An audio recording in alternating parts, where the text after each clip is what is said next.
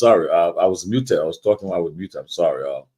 But it's good to be back on the closing argument. Today is Thursday, August 1st, 2024.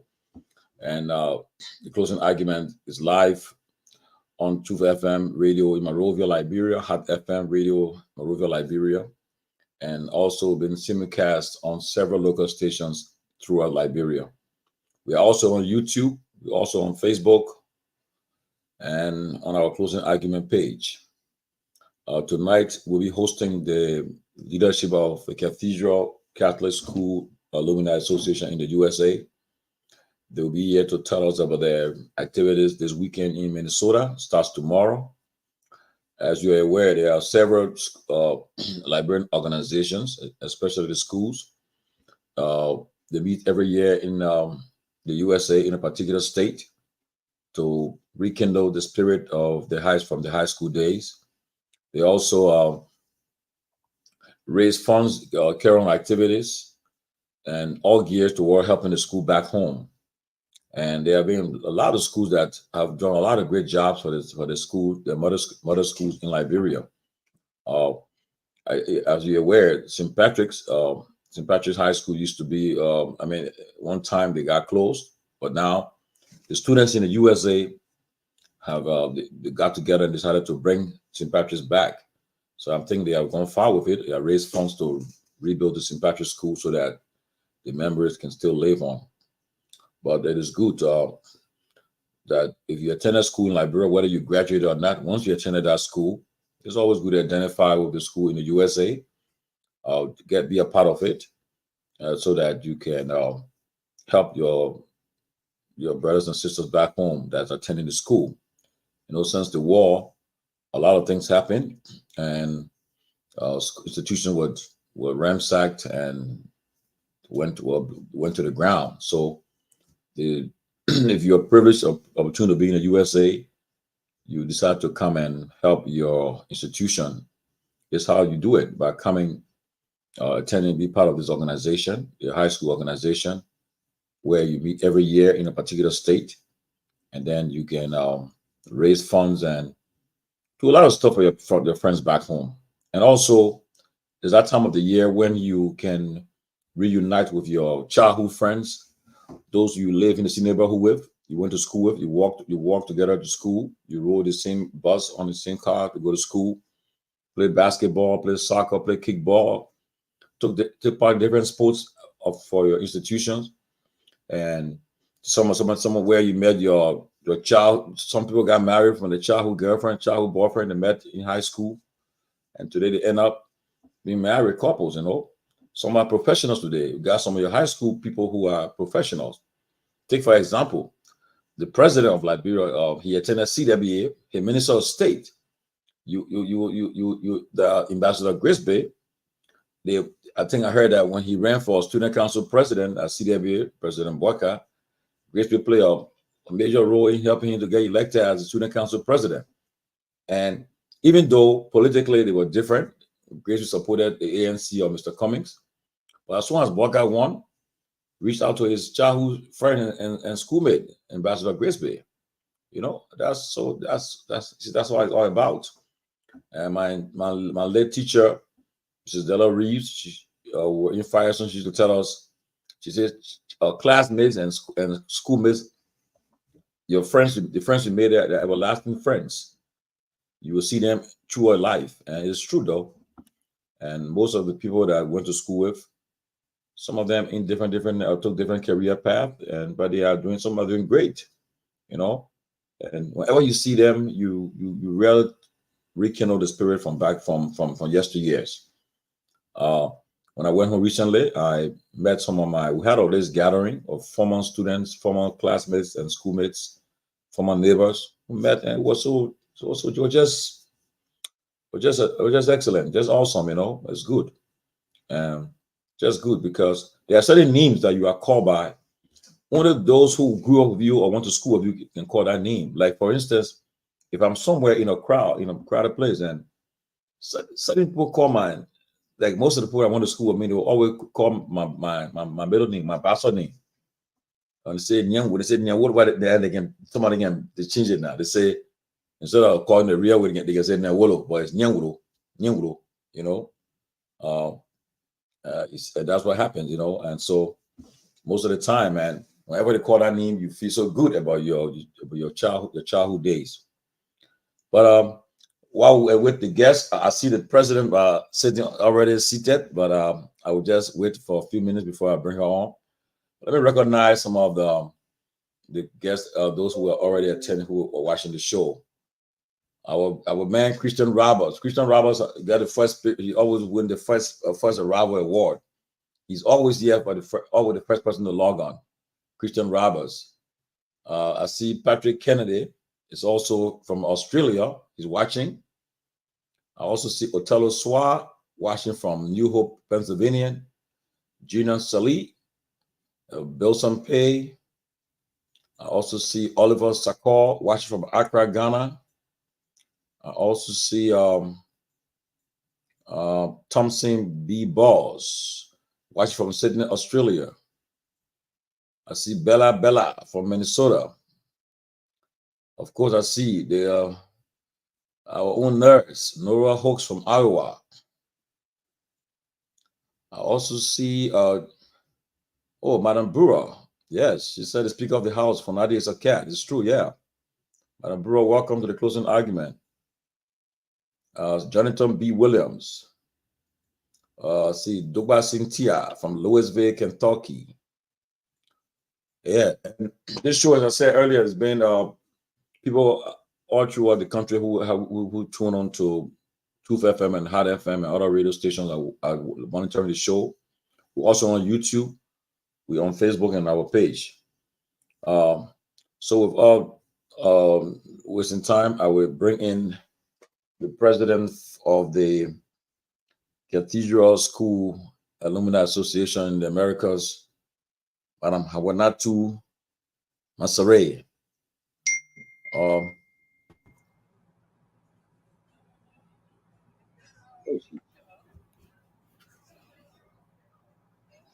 That's what happened.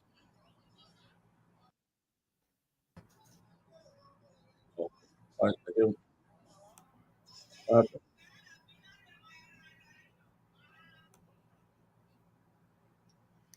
Hello, it says everyone can see and hear me. No, but you're not on yet, though. But I I'm not know. on yet. Yeah. Okay. Okay. Yes. Yeah. Yes, you go. No. Yes. Hawati Masale, the national president of the Cathedral School Alumni Association in the Americas. Welcome to the closing argument. It's good to see you. And I heard you in Minnesota already. You already arrived in Minnesota. Just tell us, man. It's good to have you on the show. And just tell us what's happening in Minnesota so far since your arrival. Right now, we are in a great preparation. Thank you, first of all, for having me on the show. Really appreciate it. It's great to be here. I'm always one of the viewers. Now I am here, so it's great to be on always. Yes, I am in Minnesota. We are going to be live Minnesota this whole weekend. Unofficially starting tonight. We're doing some preparations for the convention, having packages ready for when people come in on Friday. So they have no troubles locating where they need to be Friday night, Saturday morning, Saturday afternoon, Saturday night, and Sunday, and all of those kind of things. So, yes, we're just making the last touches. Great, great.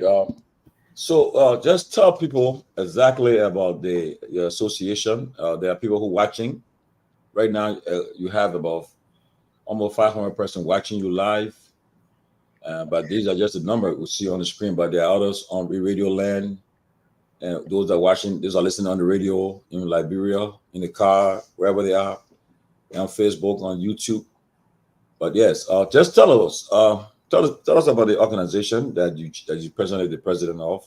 Tell us about the Cathedral Alumni Association and a little history about the organization. Thank you. Thank you, Tomalin. I appreciate that. To everyone watching, I say thank you. It's good to have all of you on. About Cathedral School Alumni Association. First, Cathedral is a beautiful school in somewhere Liberia, Ashmore and Nelson Street.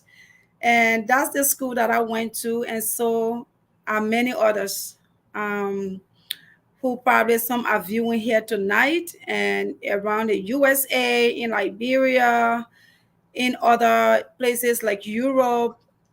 So while in the US is some 29 years ago, few of our alums came together and decided we need to have this organization to be able to look back at our students or at our children back home who probably may not be able to have the same opportunity like we did and would love to have that.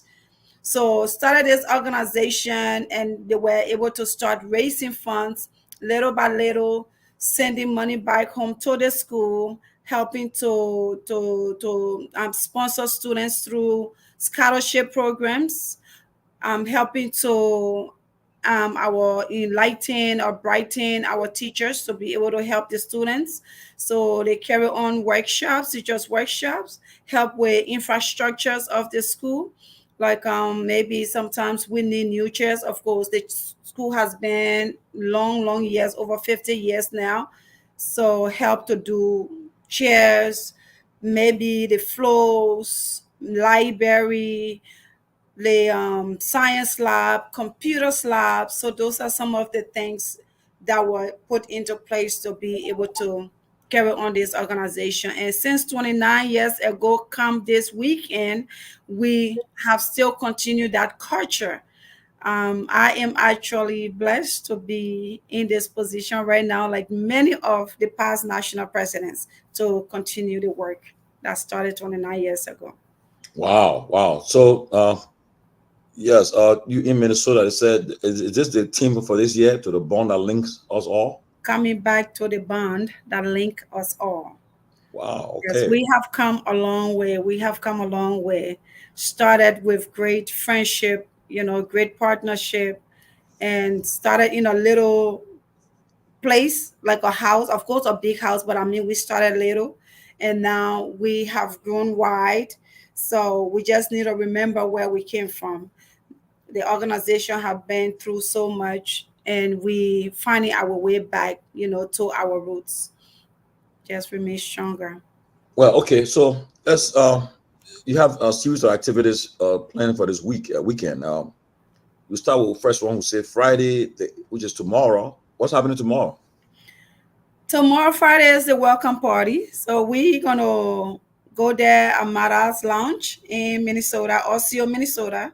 And we're just gonna greet some people we've seen last year, some we haven't seen over 20 years, some we haven't seen in the US out or probably coming from Liberia or probably coming from Mexico, Morocco, or somewhere to just come and be able to support this time. So it will be great to meet everybody in that space, exchange phone numbers, exchange like greeting cards. You take your packages that tells you the list of everything else that's going on, pretty much, and then we're gonna eat a lot, and maybe something else, and we're gonna play music and just enjoy the night off. Wow, meet and greet. Meet and greet is good to Meet be there. and greet. A lot can happen at a meet and greet, so it's always Yeah. good to be part of that meet and greet. Yeah. Then on Saturday, what next? What happening on Saturday? On Saturday in the morning, we're gonna start with a heavy breakfast. Wow. Minnesota said they got us. They love to cook. So we're gonna start with heavy breakfast. Um, After that, we will be going into our plenary section. Now, our plenary section is our national general body meeting where we're gonna plan for actually review what we have done for the past year and then what we plan to do for next year and maybe make some great prospect, make some great changes, and maybe just put some plans in action to make the next year better and ongoing. I hope we don't sleep through that meeting because when Minnesota finish um, feeding us, I'm afraid some of us may sleep. So at the business meeting on Saturday, what some of the issues that you guys will be discussing this year that will be part of your, like, one of the some of the major topics of discussion for this year? The major topic will be actually, and it has always been about the students of Cathedral. We have students or children that are wanting to go to um, school, go to Cathedral, or like, may want to go to other schools, like other alumni associations. So those students, how can we support them where they don't have the funds, or where they barely making it through? Of course, we know the social ladder is not, always equal. So we look into giving some financial arm so they are able to attend the school. Some of us, when we went, our parents could afford it at a time. And even though there were some times where some of us parents could not afford it. So those things always exist. So how can we give that little push so that they cannot lack education because their parent cannot afford to send them to Cathedral? So those will be one of the main focus of our meeting. How can we, continue to substantiate that? How can we add on to that to increase it? Do we increase the number of students? How can we do it? What else can we do? Do we, include we do study classes for WIAC? I mean, just pretty much the students is our number one priority, and this pretty much is our way of creating future leaders for Liberia. We all know we have to make great changes in Liberia, and education helps. Yes. Then after that, you guys have something happening on Saturday night. Yes, we are. So tell Don't us. forget about the basketball game. But Saturday night, it is the climax of the Saturday event. Excuse me. So before, after the business meeting, you guys having playing games, right? Yes, we Okay, are. yeah. Tell We us about are the game. playing a game. And Who you guess guys? what? Have you Yeah. heard of the monkeys? The monkeys. If Montgomery you are College. on here, monkeys are from MC, Monrovia College. Wow. We will be beating them. I didn't say playing them. I said we will be beating them in a basketball competition. Okay. So we Wow. will be winning that game. I have some of my styles. I mean, I don't want to list them before I forget them, but Mark Galliman, it is the Oh, head Mike coach. Galliman. Yeah. Yes, Wow. and some of us know Mark Galliman. He don't play when it comes to basketball, you know. So he's one of those. And we have the Kennedy brothers. They're gonna be there, Papus and Tai. We Wow. have, yeah, a lot of other great. I'm sure James Nathan, go by JS, he's gonna be playing in that game as well. So yeah, it's gonna be a lot of gurus going on. Wow. You know, And we not just forgetting, first yeah. time we're gonna have cheerleaders at that event. Talk about them. Talk about the cheerleaders. Oh, so I have some active cats. Cats is our how you call it for our school. We have some active cats who like they just love to cheer on.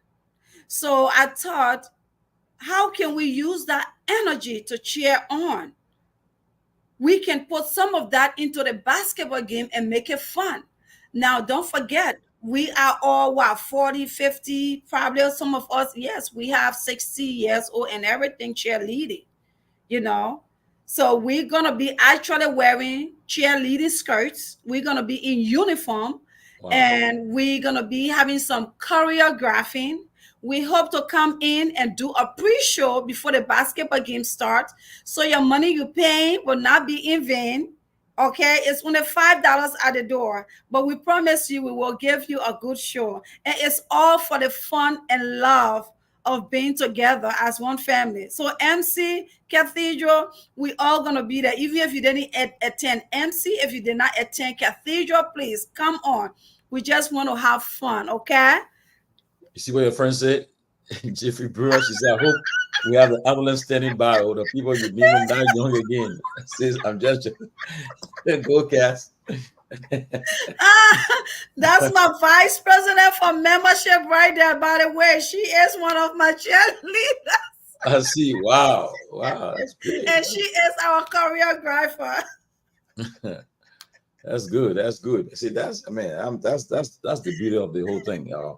So then at night, what happens at night? At nighttime is the time where we actually put all the fun aside and come in to have a ball night.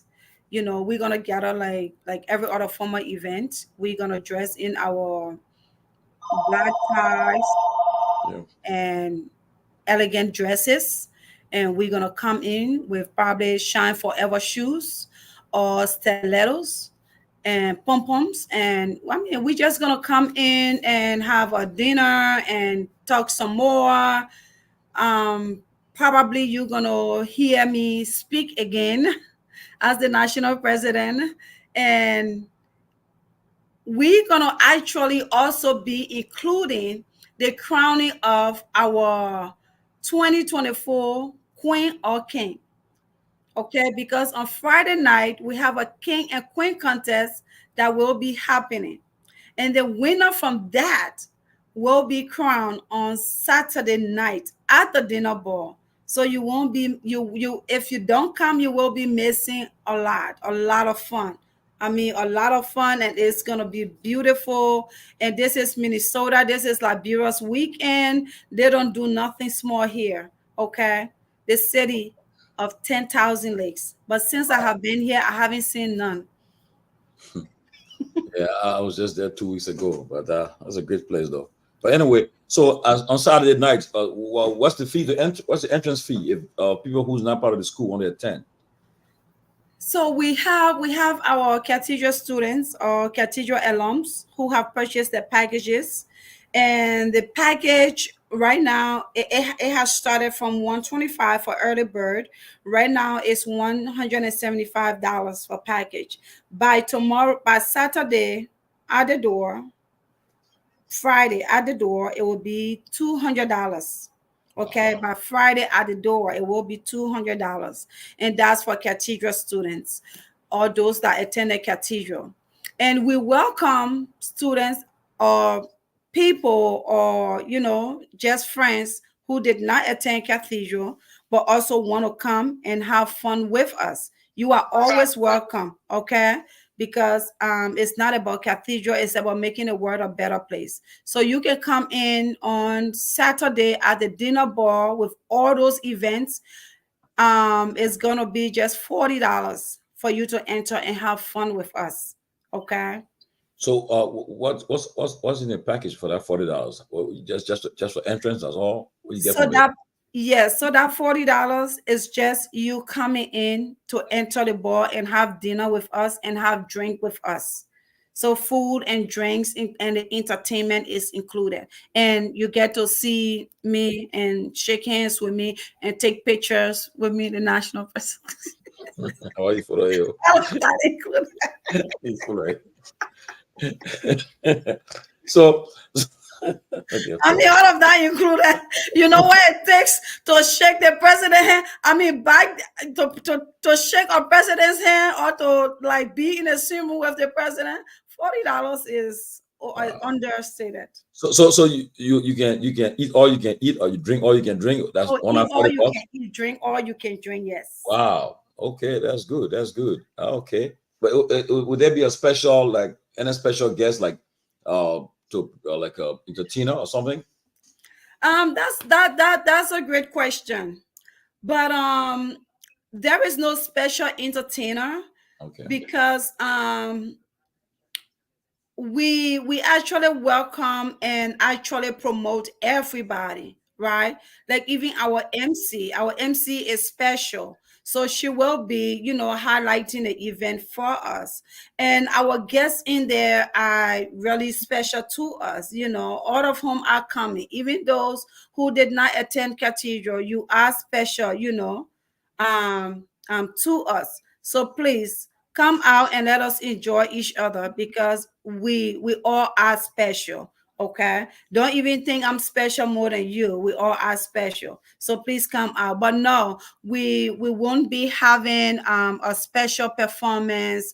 um because we did not want to just make, a lot of maybe talking or a lot of too many things to confuse people. So yeah, we limited with just a little, having fun and get together. Okay, and so also, so who will be the guest speaker for this occasion this year? Who the keynote speaker? Our guest speaker is none other but that of our own cathedral alum, and went to school back then when I was probably not even in cathedral, and has also had the opportunity to be one of our national presidents back then, many years ago. And his name is James Nathan of the class of Athena. Wow, great, great, great. Yes. And then, so you guys will be raising a lot of money, though. In fact, most of that's a good thing. The difference about the high school reunion is that most of the folks that they're all in different career path, and so they come Yes. there, and the money is not a problem. They already pay for the packages and so forth. Just imagine, just $200, 175. So you guys are raising a lot of thousands of dollars and so forth. So then what Yeah. happens on? Go ahead. And to really add on to that, right? We have people that are purchasing packages who may not even be able to make it to the event. Like I have someone who brother passed away, won't be coming, but they make sure they purchase their package, and a patron package, because we have a patron package and regular, packages. So that's how people are committed. People are really committed and passionate about giving back.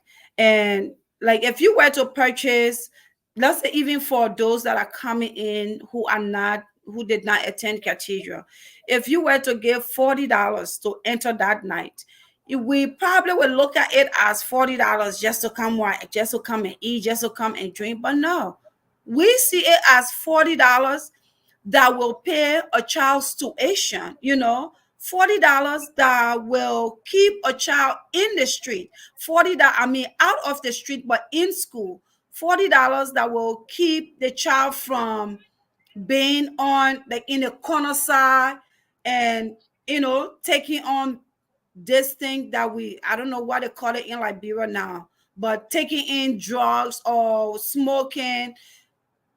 $40 that will just make a child to try to do something better, and that $40 is being paid directly for the tuition but not going to the child, because sometimes we will say you give the $40 to the child, they will still not pay their tuition, they will do whatever they want to do with it, it will still end up in the street, which could be true. But we have children that really want to stay in school and are struggling. So your $40 you're paying, let's not even talk about 125 or those that pay $200. That $40 does a lot for a kid. It can feed a kid who cannot even afford. Okay, because we do feed the students sometimes, and there is also a plan to do back to school events that we can, get book bags for the students, pencils for them, just help with other things that parents cannot help with to keep them in school. Thank you. I wanted to Then point. what happens on Sunday? Sunday, Oh, Sunday is when we are at chillaxing and getting ready to come back home. So chillaxing. we're gonna yes, we're gonna go to the park. I mean, we're gonna start off actually with Mass. a mass. Yes, thank you. 10 a.m. mass at St. Alphonsus. St. Alphonsus is one of the big cathedrals here in Minnesota. And after that mass, doing that mass, actually there will be another fellowshipping, and we will leave from there, we'll go to the park, we will eat food again in the park, we will hug and exchange some more numbers, because some people may even be coming Saturday we have not seen Friday, so we exchange some more numbers in the park. Some of us will pack our to-go bags, put food in it, and take it with us on a plane or back home Minnesota somewhere. So yes, it will be a lot of fun going on. And yes, Milk Can are gonna be there as well. So after the mass, you guys will enter the farewell barbecue, and then yes, that was a great weekend of a lot of activities though. But I see you got some of your members. So the contact, the contact. Can you, who can people contact just in case they want to get more information? If they like need some information about the activities when they're in Minnesota, who are some of those they can contact? So, to contact, we have this flyer right here that have phone numbers on there. We have phone numbers on there for our convention chair, who actually is supposed to be here, but Minnesota traffic, I don't know what has it turned into, but kind of stuck in traffic. Prudence Market. So her information is on there. We also have the president for the chapter, Minnesota chapter, Philip Zion. His phone number is on that flyer as well. And we have Nepa Bryan, Clarence Stewart. The information is on there. Any of those people you can get hold of. Even to make it easier, you can go onto the website. The same information is on our website. The website is csaanational.org, csaanational.org. And all of this information is there. There is also a phone number on there, 347 That is the to reach the organization. So if you were to text that number or call that number, you will be able to get someone as well.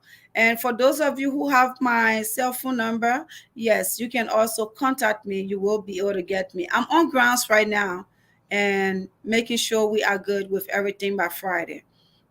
Wow, wow, that's great. And also I see that uh, you guys will be raising funds on Saturday. So like, what's your target? What's your target? The funds you what's the target for this year? How much you guys looking up to raise?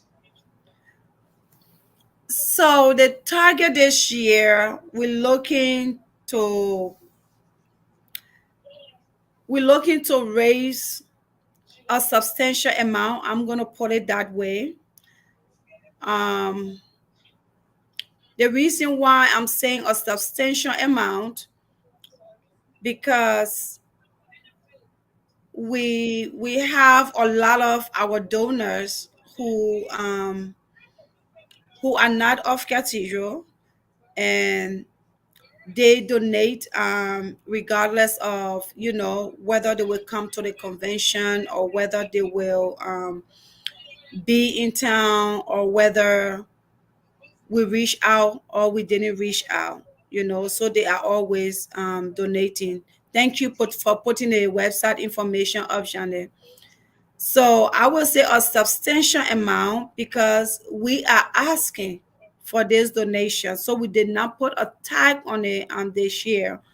A substantial amount, just as long as we are able to keep students in school, or keep cathedral comfortable enough where the students can have great education, where we are able to substantiate the teachers for them to be able to remain teachers to our students, okay, and not worried about, um, I'm not getting paid enough, or this place is not, calm enough for me to stay here. So that's how I would put it, a substantial amount. Oh, I see. I see. I see my own brother. That's my who from the same church. We grew up in Peaceville, and we're just together just a week ago in Gettysburg for our Yeah, church event. Joseph Dennis, yes, Joe yeah. Dennis. I heard he's the king, right? Tell us, That's welcome, Joe. right. You're talking to the king, and it's Welcome, welcome. Oh, so you're having king and queen contest on Saturday night? yes, it's part of the process. And Wow. Tell us about the king and queen contest, man. yeah, it's intended to raise fund. And actually, first of all, thanks for having me on your show. Um, it's a pleasure being here with all you guys today. Yeah, so the king and queen contest is intended to raise fund, and that fund is used specifically. Whoever win that contest can decide what kind of project to do at Cathedral School, our alma mater. So it's intended to raise fund. And who had the most money carry the crown. That's the deal. Okay, King Joseph. I knew we'll call you now King Joseph. I will not. I don't know. I'm not gonna need. No, yeah. No, but it's interesting. It's good to have you, Joe. Good to have you. We're just together the other day, man. We had a nice time in Gettysburg at our church stuff, and So we did. Painesville brother. You know him for many years. We grew up in the same church, the same Painesville. Um, but tell us about Cathedral back home. Tell us about the school. What's the state of the school right now back home? What's the state of the Cathedral back home? We would say in terms of infrastructure, we're still striving. We're trying to get out there. I think we need more to be done there. And we also need more renovations to be done, because a lot of the things we see back there now, those things are old in terms of the chairs we have there, the teacher lounge. We put into consideration the record rooms. So there are a lot of old stuff back there that place. Things been there since we were there. And that's a very long time. So we're hoping to replace some of those things and carry on some renovation. A lot can be done now since the students are in school. We're hoping that when the school closes, we initiate. We already, for us, we already have a couple of meetings, and we came out to the couple of projects we want to take up. So what's going to happen is that when school closes, then we're going to initiate those projects, because we can do it while we can take up some of those projects while the students are in class. So you guys are during the course of the year. Do you guys visit the school, like somebody from the U.S. visit the school just to check on what's going on? And I think a lot of students from Cathedral have visited the school a couple of times, and they identify things that need to be fixed. So that's just for infrastructure. So academically too, we're trying to get there. So we climb the ladder little by little, and that's the essence of this convention. The main reason of this convention is to help interact with students from Cathedral, and at the same time raise enough money to help out with the school. Because that's the important. That's why we get together every year. I'll come back to the president, Madam Masale. So tell us, who are your core officers? Is this year is not election year, right? No, this year is not elections year. And thank you, King And this, JD. and this your first term? This is my first term. Who are some of Yes. your core officers? August starts my second. My core officers, and most of them should already be here with me in Minnesota. That will be Himia Jones from the Tri-State chapter as my vice president. And we have, of course, my Janet Freeman Brewer, who is helping me on here putting up the website, a lot of information. She is my VP for membership. She's the one, who putting all of our information out there, making awareness. And then we have the secretary. Our national secretary is none other but Madam Relette Hammond. Now, Relette had been away from Cathedral for many years, way before it became high school. So she took on a position as the secretary, and she's doing a fabulous job. I can't do without her. Right now, she's here and she's getting me straight. She just landed in Minnesota this afternoon. And then we have our treasurer. Our treasurer is Madam Joyce Boya Neal. Joyce came on sometime in April when we had a special election. And also that was accompanied by our financial secretary, who was also elected in April.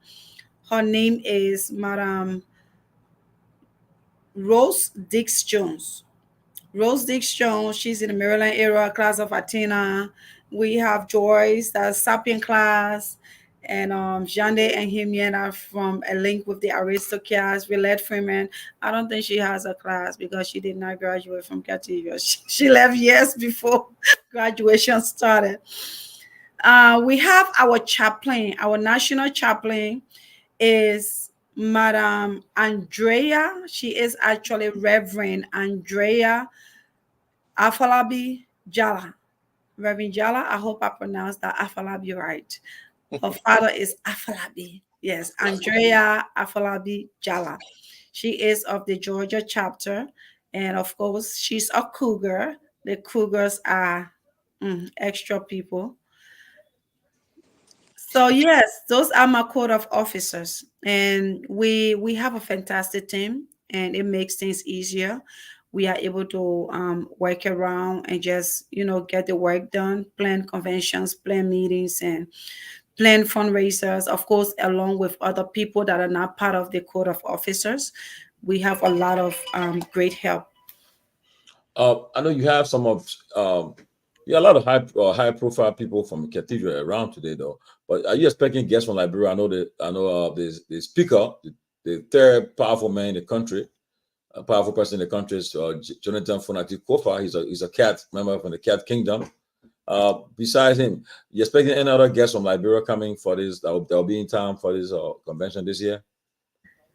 We are actually, and I'm waiting for tomorrow to start calling the phones if I don't see them, but I'm hoping to see them. We were actually expecting George Julia Wisner. He's one of those who should Oh, be here. Yes, Mr. Wisner, you should be here. oh my God! Um, yeah, he's a cat. He is a cat. Cathedral have some powers. Not just a cat. He's sapient. Oh Lord, he's a cat. It's Please. sapient. Yes. Wow, that's good though. But I mean, again, we'll say it again. It's good to have you guys here, ladies and gentlemen. We have tonight on the closing argument. Not we'll talk about this later when they leave, but tonight we have with strictly about Yes. education and school. So Nice. they have the national president, Hawa Masale, and also the king is here, Joseph Dennis from Delaware, and I think Hawa from Raleigh, right? North Carolina, Right. yes, Raleigh, North Carolina. I am Yeah, the yeah, Carolina we have chapter. them here. But we'll be taking some calls. People will be calling to actually, so we're taking some Oh, calls. that would be great. Yeah, so maybe some of your friends from Liberia will call, and from around the country will call. Um, guys in studio in Liberia, there are Henry, Ansu. Let's take some calls, please. And also, they can call your phone too. They can give your numbers to call. Okay. I see the chairman, Ben Sanvee, is watching. I won't. He's undisclosed location. He just arrived there. He out of the country though, but I will not. I won't say where he is, but he just arrived to undisclosed. And see Tomalin Yeah, talking about big guns in the yeah. Cat's Kingdom. We're not even gonna go far. Ben Sanvee is one of our big guns. Yes, Ben Sanvee is a cat. If you didn't know that, Oh yes, I he just is a forgot. cat. You know, Yes. I would link Ben to sympathy, but Yes, I but just because of his realized that trip, of course, he it was had you it, hosting this. So it was you, at that you 1998 All Liberian Conference. He was in his cathedral uniform when that's he got right. the presidential recognizing and became the first presidential youth advisor. Yes, I said, oh yeah, Benjamin Sanvee. I remember. That's right. He's one of our cats. Yeah. Yes, Ben would love to be here today, but he has something planned already. So that's why Ben is not here. But Ben is he expressed his regrets, but also his love, his best wishes to you guys, and wishing you guys best on this week during this weekend. Yeah, he's so he'll be with you. He's in with you guys in spirit, and he made sure this program was going to be possible today. So Ben, That's the okay, Chairman. We forgive you this one out of the time. country. So the chairman is somewhere. I don't know. You know, the chairman that politician. He always traveling the country. Mm. Yeah, but so we can take some calls. Put the numbers up. Uh, put the numbers up. You can call y'all can give your numbers too. You want call my number. But after the show, you call my number. You won't get me because it's That's past right. six. After the show, you call my number, you won't get me. Then Uh, my number is 267-777-3883. You can get me on WhatsApp on that as well as locally. So Henry, you can put the numbers. They can call those in Liberia on the call for Liberia. They can call. Put the numbers up, please. Yeah. My number. You need my number right now? Yeah, yeah. Okay, it's 267-987-4156. That number also is on WhatsApp. Okay, let me put it. Okay, what number again? 267 267 987 987 4156. 4156. How about that number? 267 How 777 are you going to repeat your number? 3883. What number again? How? I don't give up my North Carolina number. Area code 267 Yes. 777 777 3883. 3883. Yeah. So, guys, please put the numbers up put these guys' numbers up so that the people can call to ask them questions about the reunion. Okay. So that's it. You've been following the show very closely. The closing argument was very special edition here today on the Thursday presentation. The numbers to call 0777 28 59 61. And then you're going to be live in the closing argument to make a point on the first day in the month of August. And the year stands at exactly 2024 gradually. And so certainly we are moving. So the numbers to call 0777 28 59 61, and then you're going to be live here on the closing argument to make your point. 777 28 59 61.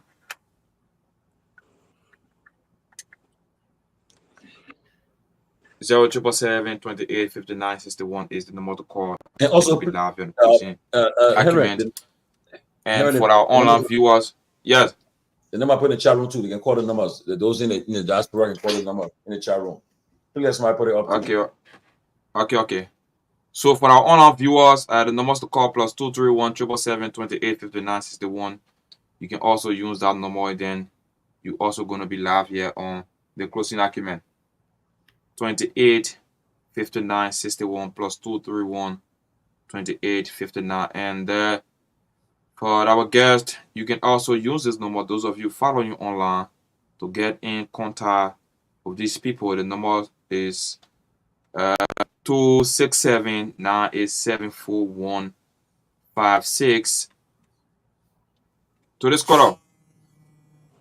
Yeah. I get a line activated. To this caller. Hello. How are you? You guys get in? No. Yeah, I get in. Okay, go ahead. Tomalin, are you guys getting in? No. Hello?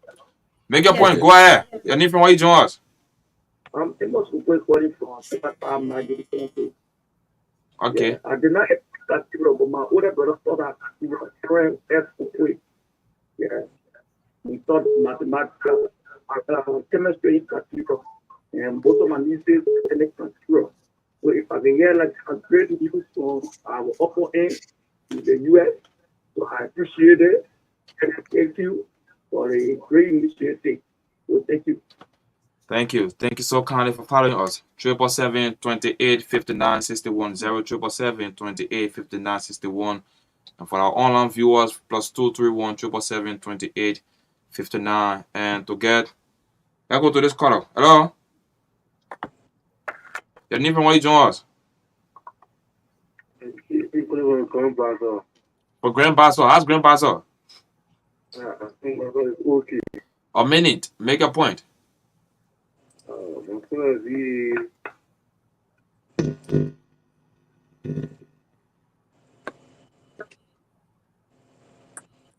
Go ahead.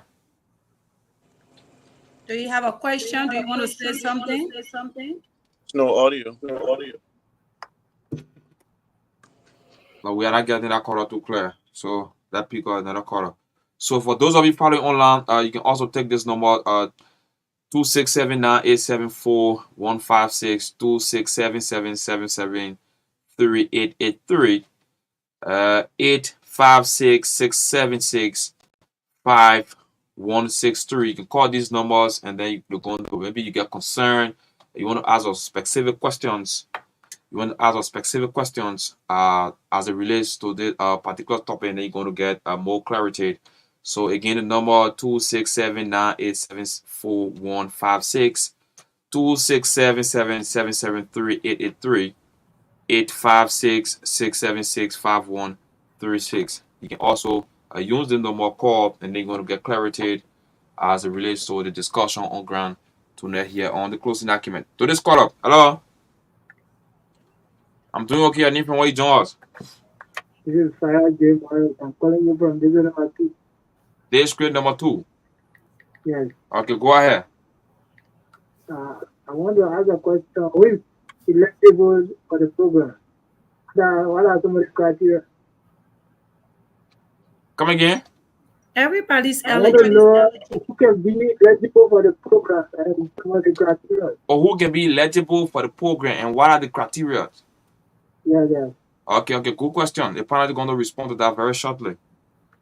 Yeah, thank you. Okay, 777-28-59-61 is the number to call, and then you're going to be live here to make a point, either concern or a question, and then our panel is going to reply or respond to your question. 0777-28-59-61. Yeah, on the closing document on the Renaissance Radio 96.1 Truth FM.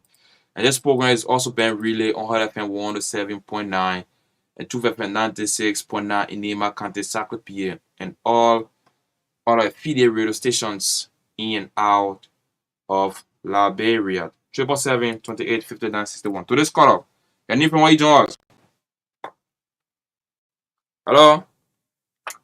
Oh no, we call up. 777-28-59-61. So our online viewers again, you can also take this number, call, and then you're going to get more clarity on what we are discussing here tonight. 267-987-4156, 267-773-883, 856-676-5136. The line is actually jamming. 777-28-59-61. Let's get more calls coming in here tonight on the program, the closing argument on the Renaissance Radio 96.1 Truth FM. To this caller, hello? Hello? You breaking. You getting me? You breaking. Oh my God. We can keep you on the line. I don't know who, you and I will break in. I don't know whether it is me or it is you, but I'm sure I'm actually clear. Yes, I'm actually clear. Maybe it is because of the internet. Yes, but sorry. But you can still call. You can still place in your call, and then you're going to be live here.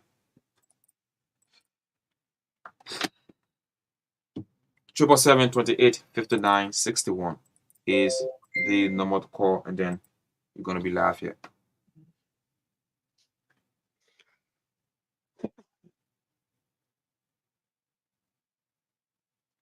Are you there, Tomalin? Yes. Yeah, keep taking calls. Okay. Yeah, the line is actually jamming. That's the reason. Everybody won't call at the same time. So for that, we'll be finding some difficulty. 0777-28-59-61, 0777-01-7635, 777-01-7635. You can also use that number, and then you're also going to be live here on the closing argument. That's the alternative number to call and make a point or to give a concern on things that we are discussing here tonight. No.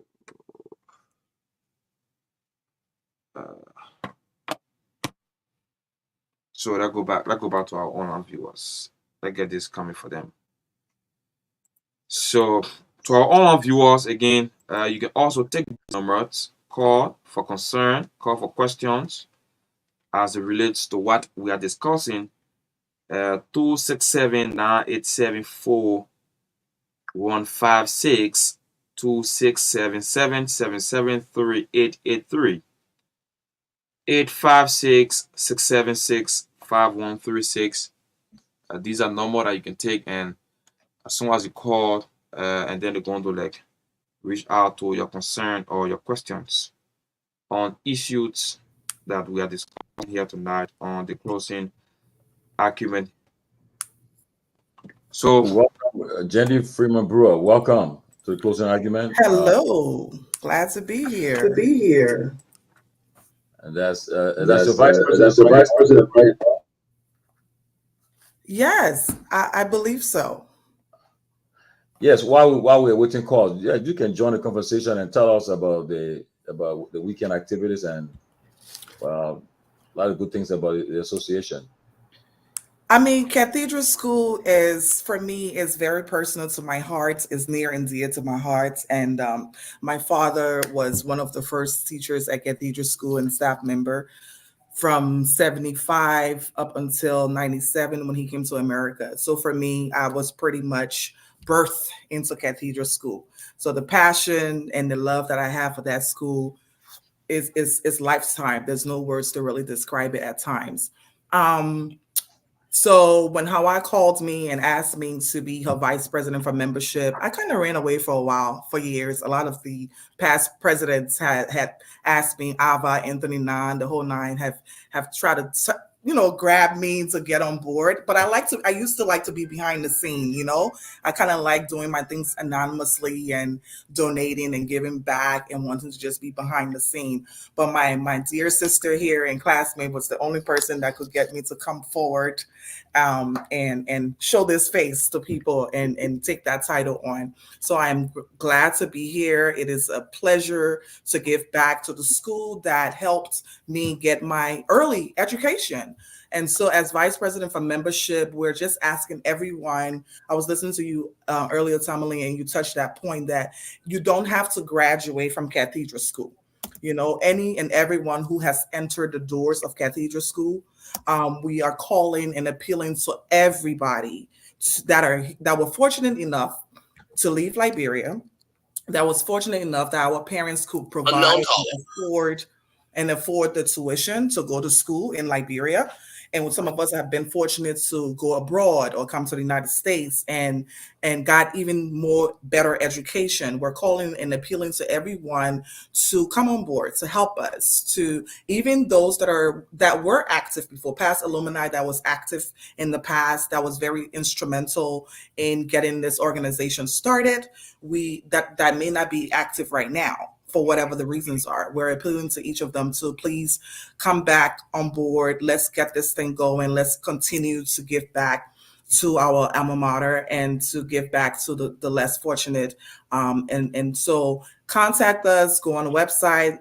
I can provide you with my phone number if necessary to get this thing started so that we can give back to those who really, really are in need of this, because we all know education is the way to success, and we do have a lot of talents and successfuls and possibility of people that will become future leaders and doctors and lawyers and all of that great things, teachers. So we need that. So please come on board. We're here to help. We're here to work. We'll welcome you with open arms, and we want to give back to our school and to our country. Be the change you want to see in Liberia. That's my little cue. Yeah, that's Jenny Freeman Brewer, the vice president for the Alumni Association, and Hawa Masale is also here. But we have on the line one of your colleagues on the line. Go ahead, you're live. Yeah, hi guys, everyone. Hawa, thanks for going out. My Simeon Jones, the vice president for the National Cathedral Alumni Association. Our classmate. Hey, bro. What's up? What's going on, guys? I just want to say thanks first for you guys going out there to basically encourage all of the alumni to come back home, come back to your school to support. I also want to say to everyone that attended Cathedral, that have affiliated with Cathedral, we ask you guys to join us this weekend to support our alma mater. A great school is great based off of its alumni. And the more we give back, the better we help to improve education in Liberia. So I'm encouraging everyone to come out and support us. You can support us by donating through our website. You can support us by being at the event. $1, $2, wherever you donate to us, it will go a long way. Yes, no amount is too small. Yes, 501c organization. So we encourage you being in the USA. You know you can get your tax, getting back a tax break. So we asking you to please support us in whatever way you can. Your money will go a very long way. Thanks, guys. Thank you, bro. You. By the way, Tomalin, that is Himian Jones. He is my assistant. He is the national vice president. And after him, we have Shande, who's on here with us. She is our second VP, and she heads membership. So she is our VP for membership at the national level. Great. So, look, great to have all the powers in the house, and of course, not forgetting our king, the ambassador. All hail the king, of course. All hail the king of Cathedral, not Sapien. National king. The best king ever. Wherever you are, you can call on the show, talk to, engage, interact with your leaders. These guys are doing a great job. You know, there are many who travel to the States and they look back home, you know, and one of these Cathedral is one of the institutions that doing well for the people back home, and they meet every year. They have these big events over the weekend and of August, and they raise money to help the students and the school back home. So other schools doing it. So you can just be a part of it. Join them, even if your sister, your brother attend Cathedral. Your somebody top there, you can join it in Minnesota. Join them and let them make the weekend a success. Let me just add this piece there. Yeah, go ahead. Let me tell y'all in Minnesota there, all my Minnesota men them. I know y'all men. Let me just speak my Liberian English right now. A lot of y'all are not. Some of y'all we used to see. I used to go pick our girlfriend, our friends name for your June. We want all of y'all to come out this weekend. We are calling. So I don't want you to call somebody name yet because somebody are married now. But we're calling y'all. You know who you are. We want y'all to come out. You guys are affiliated with us by brotherhood, by sisterhood, by friendship. You don't have to attend Cathedral School. You really do not. A lot of times we go to these events. I never went to CWA, but I'm an honorary CWA by marriage. So I support CWA. I was at the reunion in Raleigh, North Carolina a couple of weeks ago. I go to B. Debbie Harris functions. Just how we come out to support these other schools, we expect the same. Because guess what? The old saying, you scratch my back, I scratch yours, right? The goal here is against poverty. We're trying to educate and eliminate poverty and help give back to society, to our home, to our students.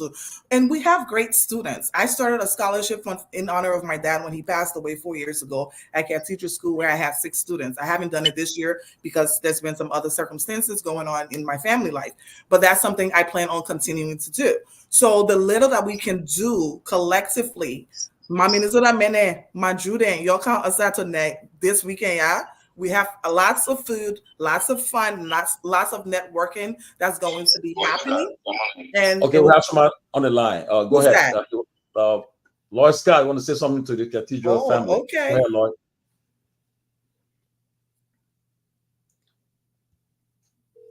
Oh, Lloyd, you on the phone? Lloyd said he would try again. Hello, Courtney. Okay, yeah, but Lloyd call back. So while we're waiting for Lloyd to call back, Tomalin, we had 2 callers, I believe, that called, right? Was it 2? Yeah, there were 3 persons called, yeah. 3 persons. Okay. I kind of got 2 of them. I just wanted to address them, but probably they're still listening. Thank you for calling in, caller. One of them mentioned my chemistry teacher's name, Mr. Kwekwe, Mr. Henry Kwekwe. Yes. He taught me, yes. He taught, yeah, and he also taught Benjamin Sanvee's class, yes, the Medicats. They came right after us. He taught that class. I remember Mr. Kwekwe had left me in charge of the Medicats one day. It was a beautiful day. But yes, I remember him so well. He was one of our great teachers of the time. He helped instill some of this brilliance that you see.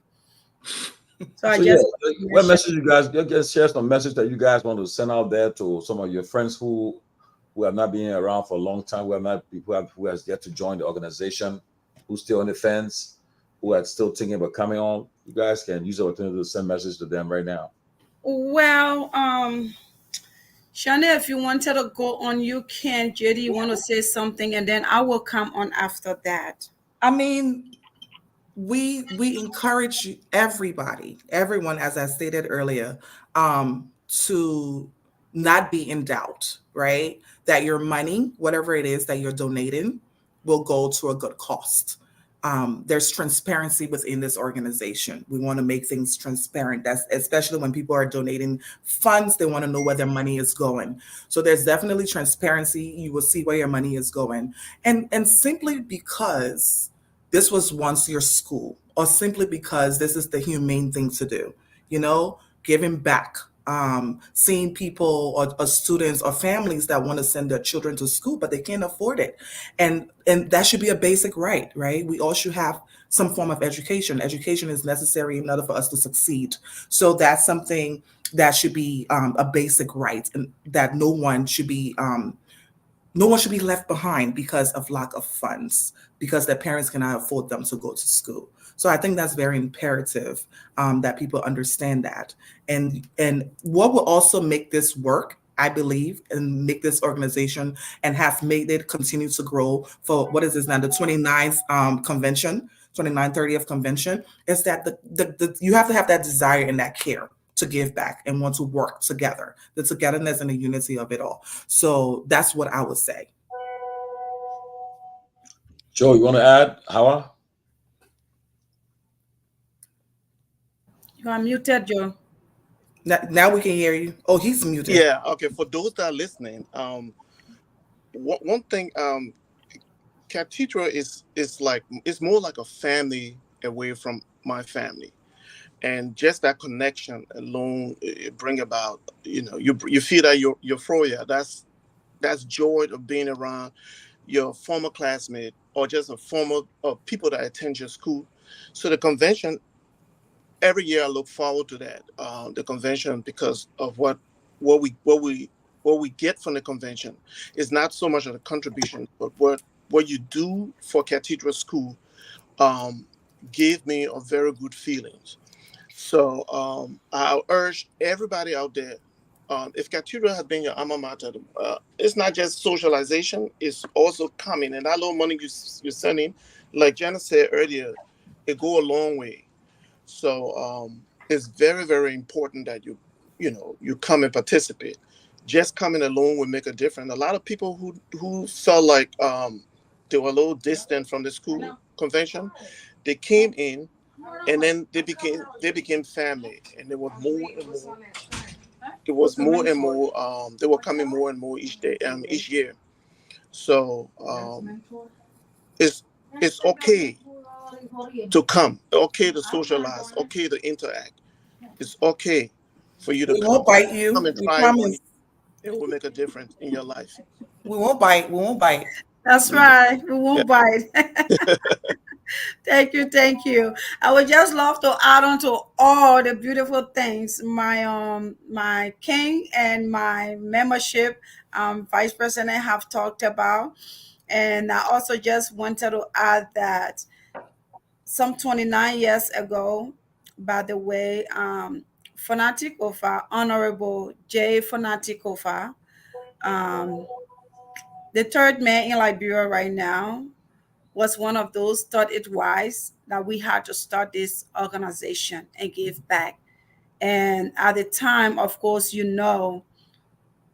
were just, scooping out of, their families and, sending it back home. And eventually the organization grew up. So we want to honor their existence. And it's a lot of others, few others that were there that day, that fateful day, August, at Like you, one of Rennie. the at the Rennie's funeral day. I'm sorry, wedding day. Okay, but that probably will be a story for another time. And they just got together, it's like, hey, we got to do something. You got to bring some money, put it together, and they did what they had to do. And Honorable Kofa was actually the first president of this organization. So ever since, we've been taking on that. So we want to say thank you to them for starting this. And, we keep Yes. carrying on the torch.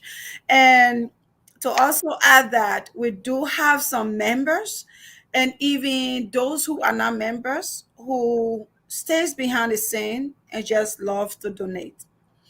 So we don't have everybody that will come to convention every year, or people that will be in front of everything every time, but they are great supporters. I know ever since I started being in this position, I've had like an open door, kind of thing going on, and I have been able to have reach out to a lot of my members, and they in turn have been able to reach out to me. Sometimes I just get phone calls, and they are seeing the work that is being done. They're seeing, Shanae doing her thing out there. So, who that your VP for membership, and stuff like that.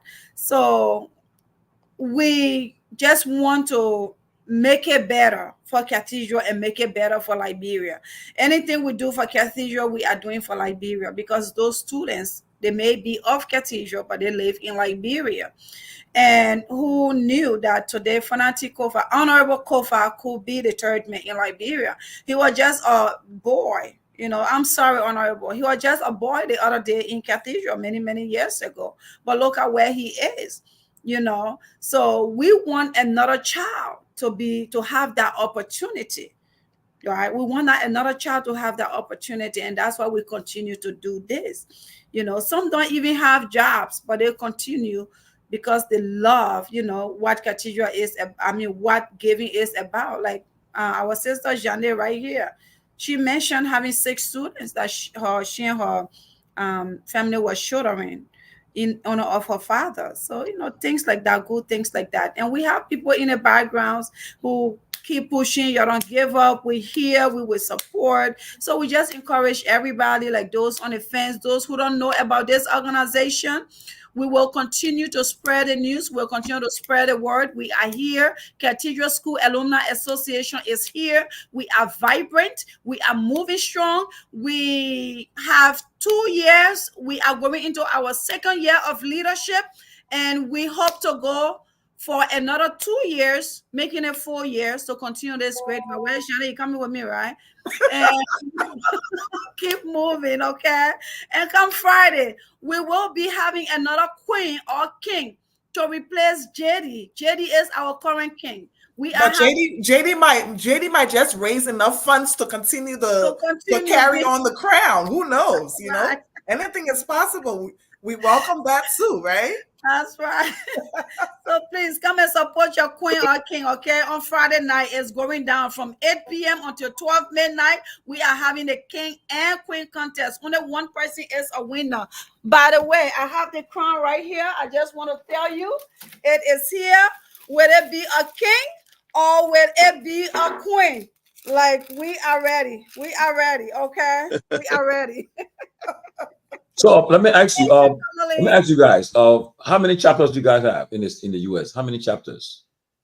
Currently, we have about 8 active chapters, and we consider a chapter active with at least 1 event, in a year. Okay, and they are able to come to a convention with their dues. So currently, we have 8 chapters that have been very responsive, carrying out programs and activities, and we have the opportunity to create more. We are currently even in the process of reaching out to Canada. A young man reached out to me out there. I was supposed to visit to see how we could start a chapter out there, or what is the possibility, what it looks like out there. So we are expanding. We just want to be So, very big, very, very great. Tomalin, let me come your bid as it relates to the Cathedral School here there in the United States. So I want to know how effective is the program in Liberia? how do other alumni also contribute to the program? Because right now what happens is that the arrowheads are up, and then the other people, they are also alumni. So how effective it is in Liberia? Do they go for meeting, to keep the alumni alive?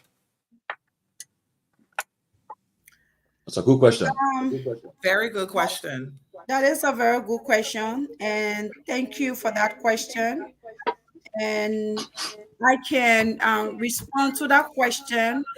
Only that I cannot get a permission right now of Oh, my. wait, just hold on, Kawa. You got Of, somebody someone want to, one of your supporter want to say something to you guys. Just okay. encourage you guys. Go ahead. Hi, this is Lloyd Scott. I just wanted to congratulate you all. First of all, you see, I'm very, very happy whenever we in the diaspora remember where we came from, right?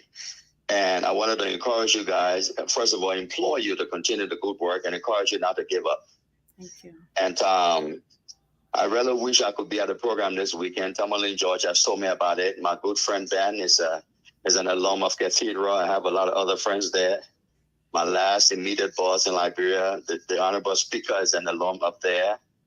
And so I would have loved to have been there. I have friends and relatives in Minnesota. I will certainly pass the word on. I will certainly communicate with Tomalin to see how best I can, show my moral support and financial support. But I wanted to encourage you all and appreciate you all, because it's people like you that keep the flames burning with those institutions that built the Liberia that today we're all proud of. And no matter how challenging the winds get, no matter how difficult things become, no matter how daunting the task, no matter how disappointing our friends and those we expect to do better become, I appreciate when people, when sisters and brothers keep the flames burning, refuse to let the candle die. I just wanted to thank you and appreciate you. I did not go to Cathedral, but I benefited with the friendships and relatives, whether it was basketball against them, football against them, with the friendships that were built over the years. And so I just wanted to congratulate you guys so heartedly and encourage you to keep it going. Thank you. Well, Thank thank you. you. Thank you, Thank Mr. you. It means a Lord. lot. Yes, That's it Lord It means means a a Scott. lot. lot. Thank you. Thank you, It Lord. means a You're lot. welcome.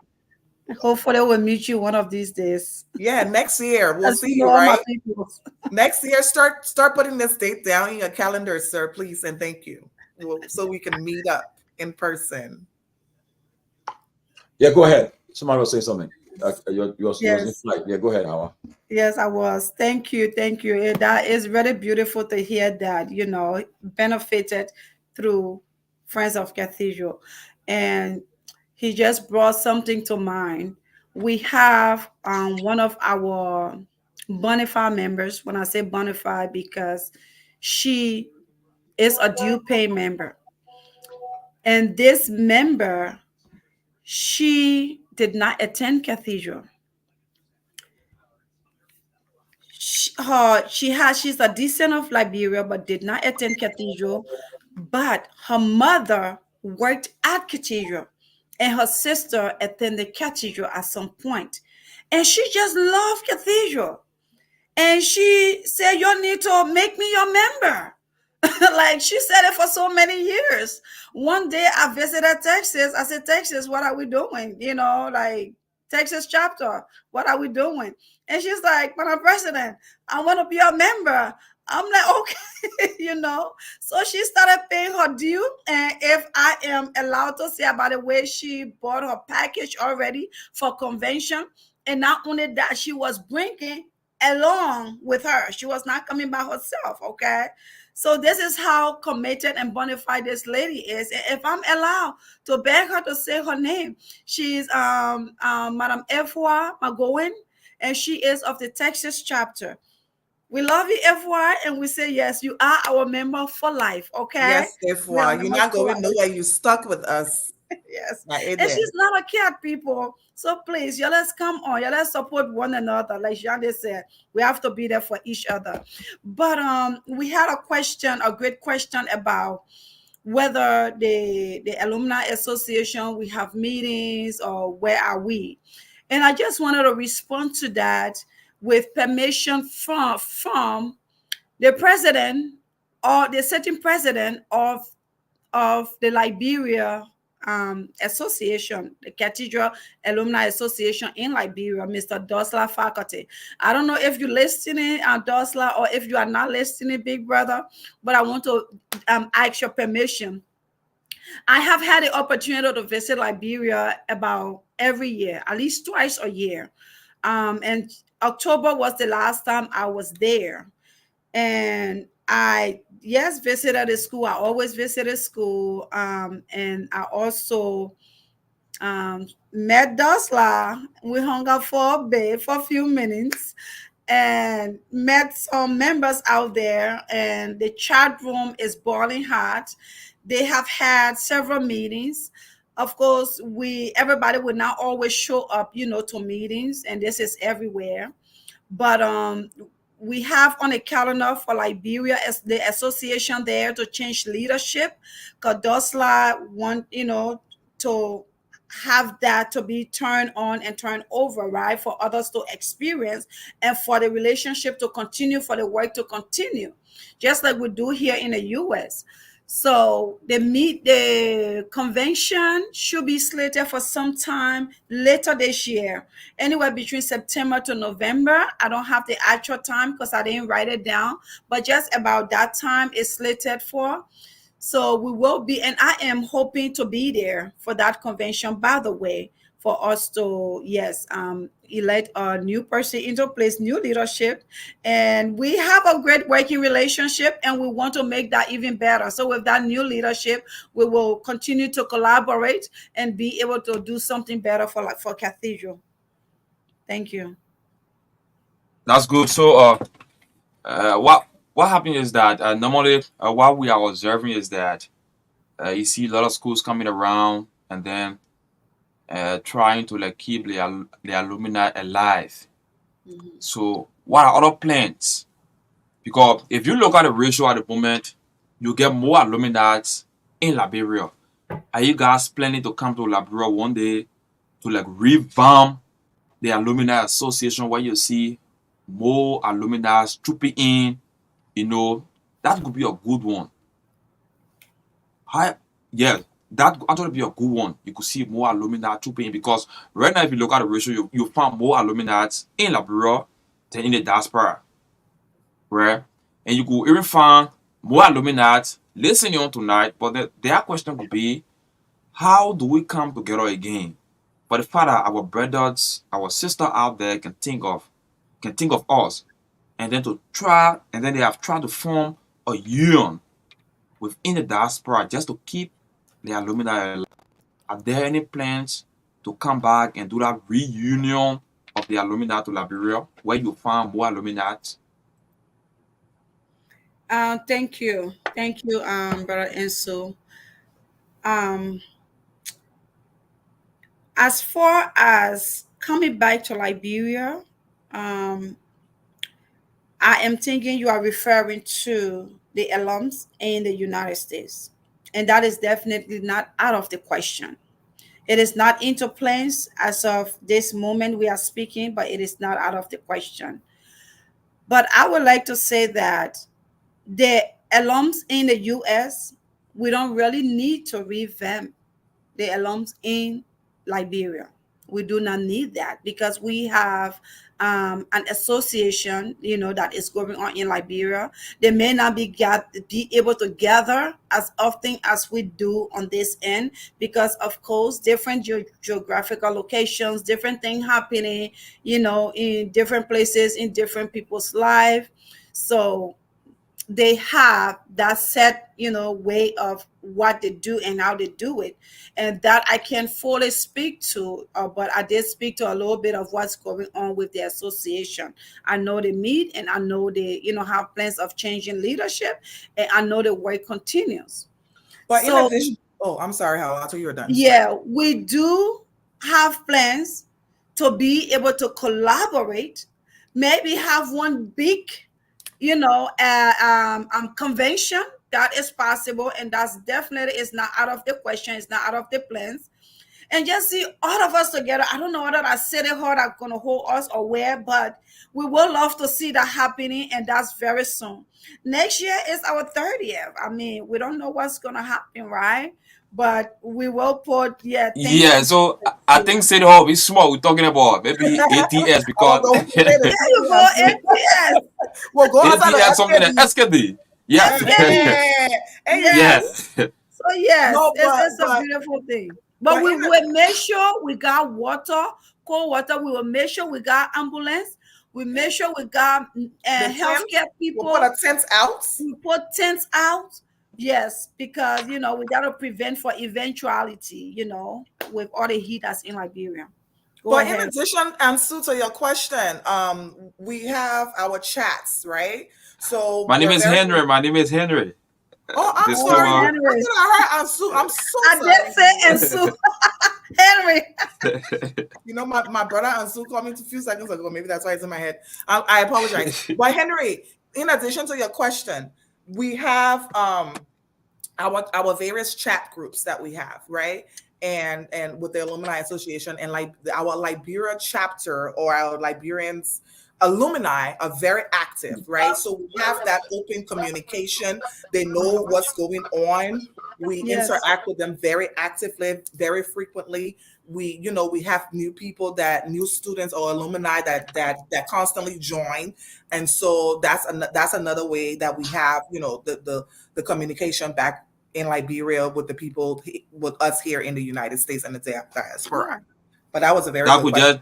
I would look forward to a reunion in Liberia. That would be amazing. Yeah. Yes, that was going to be my next question. How effective the Alumni Association is like in relations to those of you that are in the diaspora and the people that are in Liberia.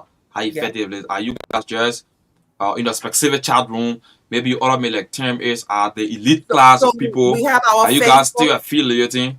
Yes, we have our Facebook chat, we have our Telegram chat, we have our WhatsApp chat. So it's very active and it's ongoing. Yes. So what's the name given to the Facebook chat, the fans of the Alumni Association? The name is Cathedral School Alumni on Facebook, right? Yeah. Our Facebook name for our chat is Cathedral School Alumni Association. And then we may ask you a few questions, like there's maybe 3 questions in order for you to be accepted into the room, right? Because we don't want just everybody and anybody coming in there and posting unnecessary stuff that doesn't relate to the school and the vision and the mission of what we're trying to do. So we plead with people to please at least answer those questions, because a lot of times when we get people that are trying to enter the chat, right, or join our Facebook page, for example, I will go and view their profile. And a lot of times, not all of us have our school, that I went to Cathedral School. So it's hard to know who's really joining for the right reasons and who belongs in that chat. But we do have that. And then, all of our handles are, and then Instagram is CSAAnational.com. I mean, CSAA National is our Instagram handle. I'm looking on here to be sure. Our Telegram is also Cathedral School Alumni Association, I believe. Yes, it is. So it's pretty easy to find us. The way you will know it's us, our badge, the school badge, is the profile picture. So that makes it easy for you to locate us. We're even on LinkedIn. Yes. The business page. So we're out there. We're out there. Yeah, I got a lot of your members. Some of your members been texting me, and they I don't know. The message apparently is not going around because they've been some of your real famous members. No.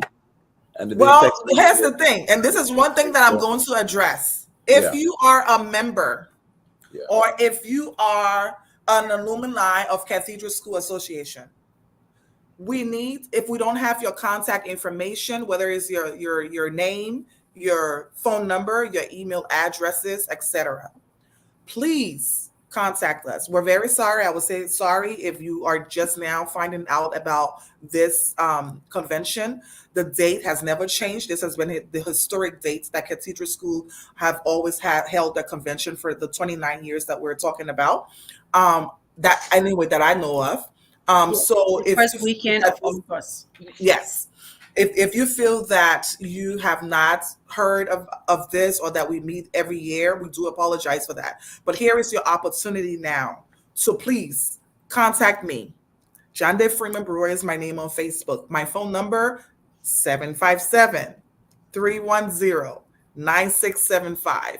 Or you can reach me. What my email address? VP at membership. What is it? VP at membership at CSA. csanational.org.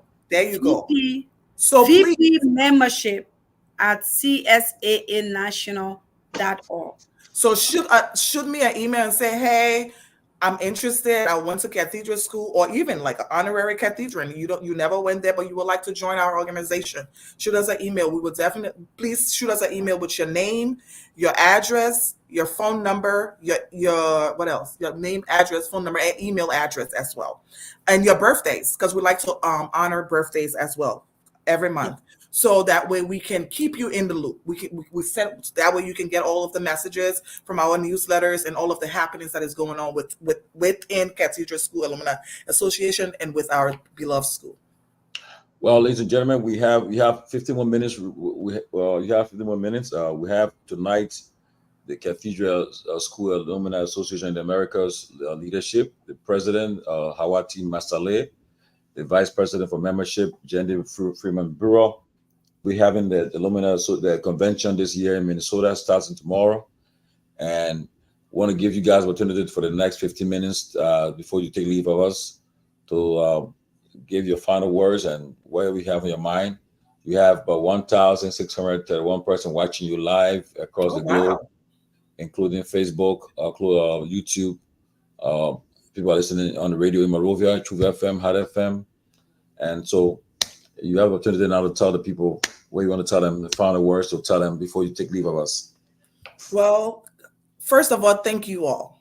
Thank you all for taking the time out of your busy schedules to log on here to hear about what it is that we are interested in doing for our beloved school. And the goal really is, again, giving back, helping our students, being able to help those students that are less fortunate to afford to go to school. And of course, the upkeep of the school, the renovations and all of that thing, that's that interesting story. So we're asking you to please join us however way you can. Donate if you can attend. No amount is too little to give to us. $5, we would take it. Whatever you're able to give. If you're in need of contacting us once more, all of our information has been listed and provided. You can search us on social media, contact us, let us know how you want to join, if you want to join, so that way we can communicate with you and keep this ball rolling. We love you guys. We love our beloved country. We have hopes for Liberia, and we have hopes for the students at Cathedral School. Thank you again for joining us. Okay, before we go to the president, you guys have how people can contribute towards you. Some people want to contribute the Cash App, the Zelle information. You go on the website. But Yes. Madam President, you guys, you have the floor now. Yes, so we do have, that's a great question, and thank you for asking. I was actually hoping to mention that.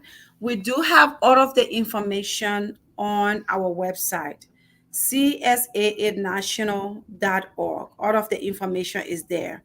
But with Zelle, you are able to use Zelle. It is CSAA at csaaliberia@gmail.com. csaaliberia@gmail.com. Dr. Peabody, it's good to have you. Thank you. And you also have PayPal. And PayPal is the PayPal handle CSAA National. Everything is on the website.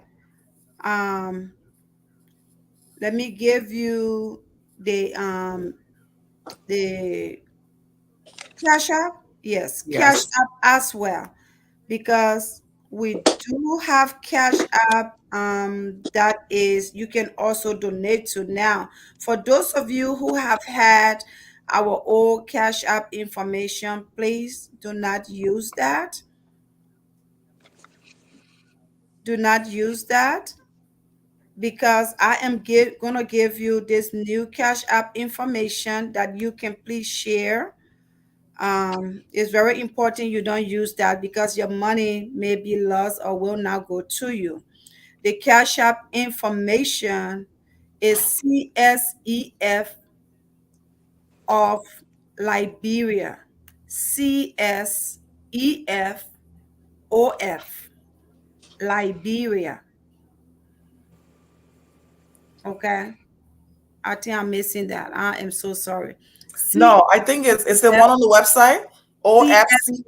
OFCSAA. CSEF of CSAA. Right. Yes, the one with Liberia was the old one. We're not using that anymore. The new one is CSEF OF CSAA. And please put a dollar sign for the Cash App handle. And for the Zelle, CSAA Liberia at gmail.com. CSAA Liberia at gmail.com. And PayPal, you have the PayPal at csaanational.org.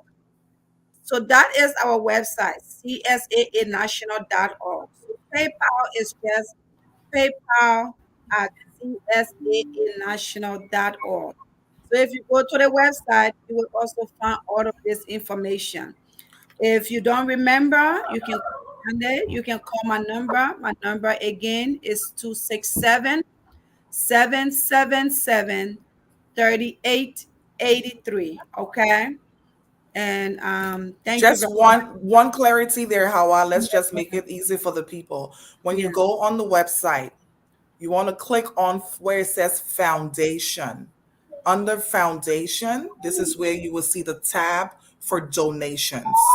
And once you click on donations, then you will see all of the payment options that Hawa just mentioned. I just wanted you to, because when you go on the website, you're not going to see it right away. Yeah, you won't see it right away. You got to go to the menu, you got to select foundation, and then under foundation, you will see donations, and then all of the payments method is there for you. I just wanted to clarify that. Let me welcome my colleague, Dr. Peabody. Welcome, Dr. Peabody. You guys will be playing against his alma mater. I know. So, yes, we are. So, Dr. Peabody, we're seeing you this weekend.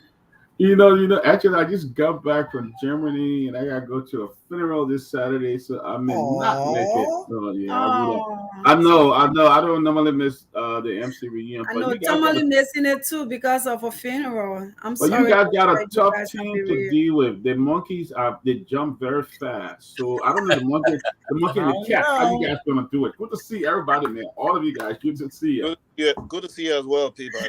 Yes, sir. Yes, sir. If the yes, monkey, sir. the cat, but I'm wishing y'all all the best. The cat, right? The cat jump. I don't know the monkeys. The jump 2 times the cat though. So I don't know. But it sounds like Saturday. Y'all will find out. Talk is cheap.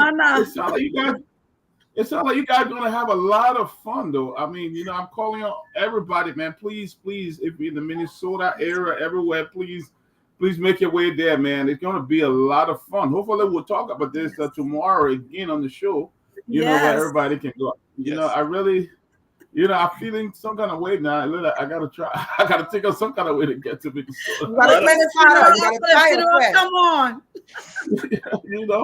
I got it. But it sounds like fun, and I know you guys are doing it for a very worthy cause.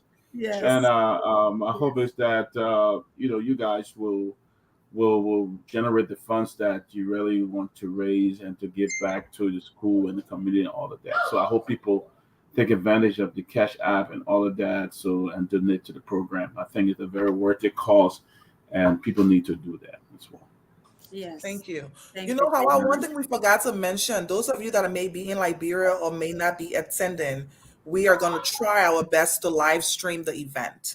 Okay, we're going to live stream what is happening on ground so that you guys can see the fun that we are having, the money that we're raising, the collaboration that's going on, so that next year, wherever we may be, you will try your hardest best to be there and not miss out on this event next year. we will be raising funds while having fun. Fun. That's right. How much you guys are looking forward to raise this year? That's secret question there. That FBI question you asking. Right. I put a substantial. I'm glad you asked that question. Again, we talked about it earlier. I put a substantial tag to it. I just wanted to leave it substantial for now. Right. But you know, last year I actually attended your program in I think it was in Northeast Philly. North Carolina. Oh, it's in North Carolina. Okay.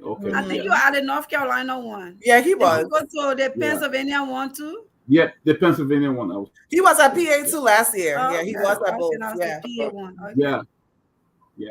Yeah. Okay. So I mean, I hope you guys. Tomalin, it's your turn to. Yes, but I told you how I know. I not be the funeral of my cousin getting buried in Rhode Island this week. Yeah. Oh, condolences, by the way, to all of you that have funerals.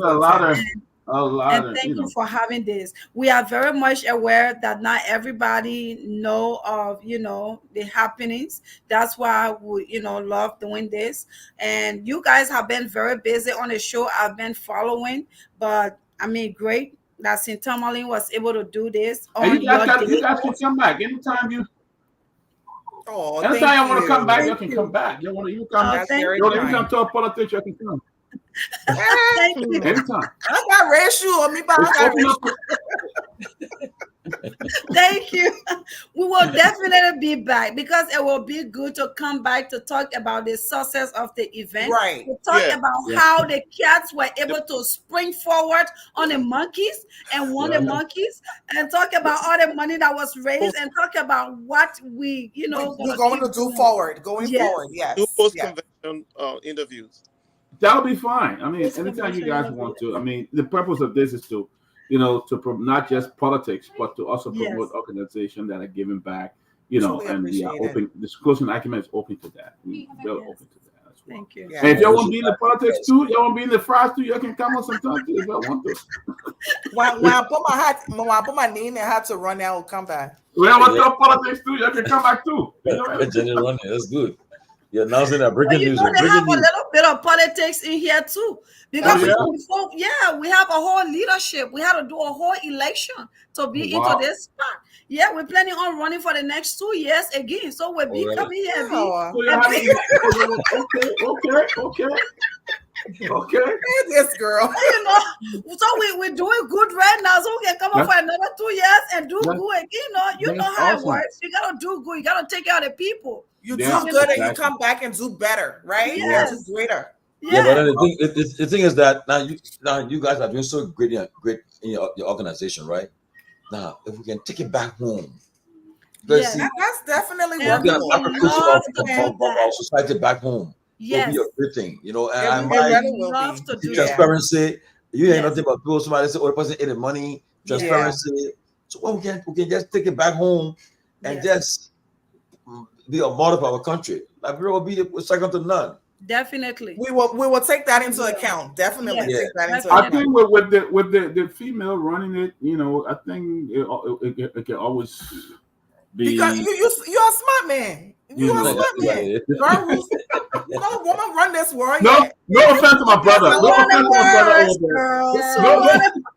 No offense to my brother over there. You're a smart man. It's understandable. We run understandable.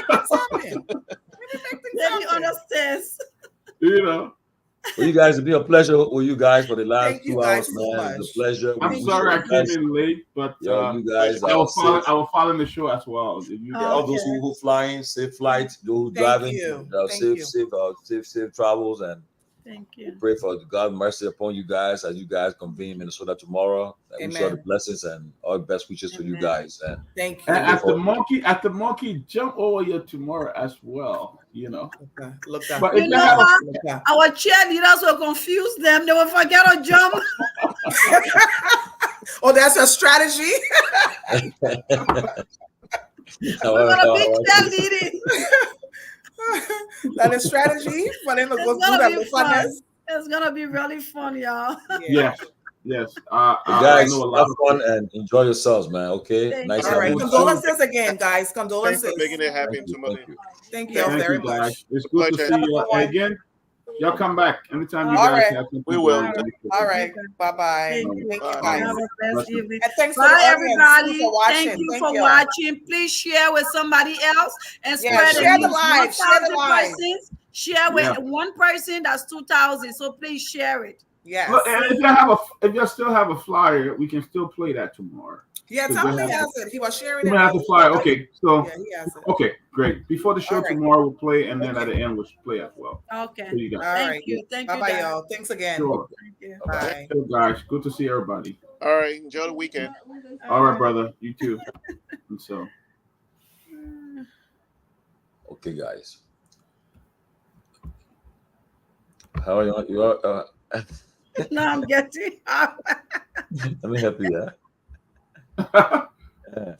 Guys, Well, so that was awesome, though. That was awesome. yeah, that's good, man. I love the leadership, what they're doing. They're doing a great job. They're raising money. I followed them. I followed the show, and I think the interview was great. I think Thank you, bro. they're doing a great job, and I think everybody needs to go out there and support them as well. But I follow it. They all did awesome. You know, I mean, giving back. You know, that's my area. I love to. Oh yeah, to that's be part of. that's one of your great assets there for you. You know. Yeah, you know, so it'll be a great time. I know a lot of folks that is going as well from a lot of folks that are going, so it'll be a real good time. I wish I could, man. I really would love to go there. Sure, I would have gone, but I got to Hawaii the funeral. I can't. Yeah, so. But guys, look, we have the next 45 minutes. Let's talk. Over 70% of President Boaga government officials refused to declare the assets, according to LCC. They said that 6.5% declared the asset at the three branches of government. That's a shame. The legislature has 73 members. Only 26 declared the asset. This the Liberians. Okay, you go to the Senate. Only 12 senators declared the asset. 18 have not declared the asset. Okay, 47 law representatives have not declared the asset. That's a shame. It is. Appointed by President Boaga. 1,281 out of that amount, only 322 have declared the assets. 959 yet to declare the asset. Also, officials who were appointed by President Boaga on control of the procurement declared the asset executive. The judiciary, out of 333 persons, only 28 declared the asset, including judges and administrative staff. The judiciary who did not declare the asset, 305. That's a shame. That's a shame. You see, and then if you the people who enforcing the law, who should be interpreting the law that said, how do we know what was your worth when you enter office? How much you worth? What much money you have in your account? What your property value? You know, but you enter office now. Then when people actually say, "Well, you just enter office now, see you with this big home in a big home and driving this $80,000 car," then you're gonna say the people are jealous of you. No, that's not how it should be. You know, it's a shame. You know, but it's a shame though. They gotta enforce the law. Nothing would change. As I said yesterday, Liberia will remain Liberia. People will be dishonest. They will cheat. The law. The people who enforcing the law will do the same thing. So it's sad. Nothing going to change. So we just going to sit here and talk, but Liberians are our officials are not ready, and the government's not ready. You know, it's just going to be the same. One group come chop, leave. After 6 years, another group come and chop again. So this is what's going on. This is exactly what's going to happen. You know. So all the noise after the asset declaration, there's nothing going on, brother. It's the same old thing. There's nothing going on. You know, it'll be the same old thing. Liberia, Liberian people are the same. You know, they don't care. They do the same old thing. Corruption is embedded from even the youngest child up. You think anything going to change about that country? Country is so divided. You know. So, and then I see people, I don't know, you know, like I was talking to someone today, and I repeat, let me be clear, let me be very clear. I'm not opposed to audits. I'm not opposed to for them to prosecute or indict, whatever the case, those who betray the public trust. What I'm saying is that in order for you not to appear as being selective, you should do it across the board.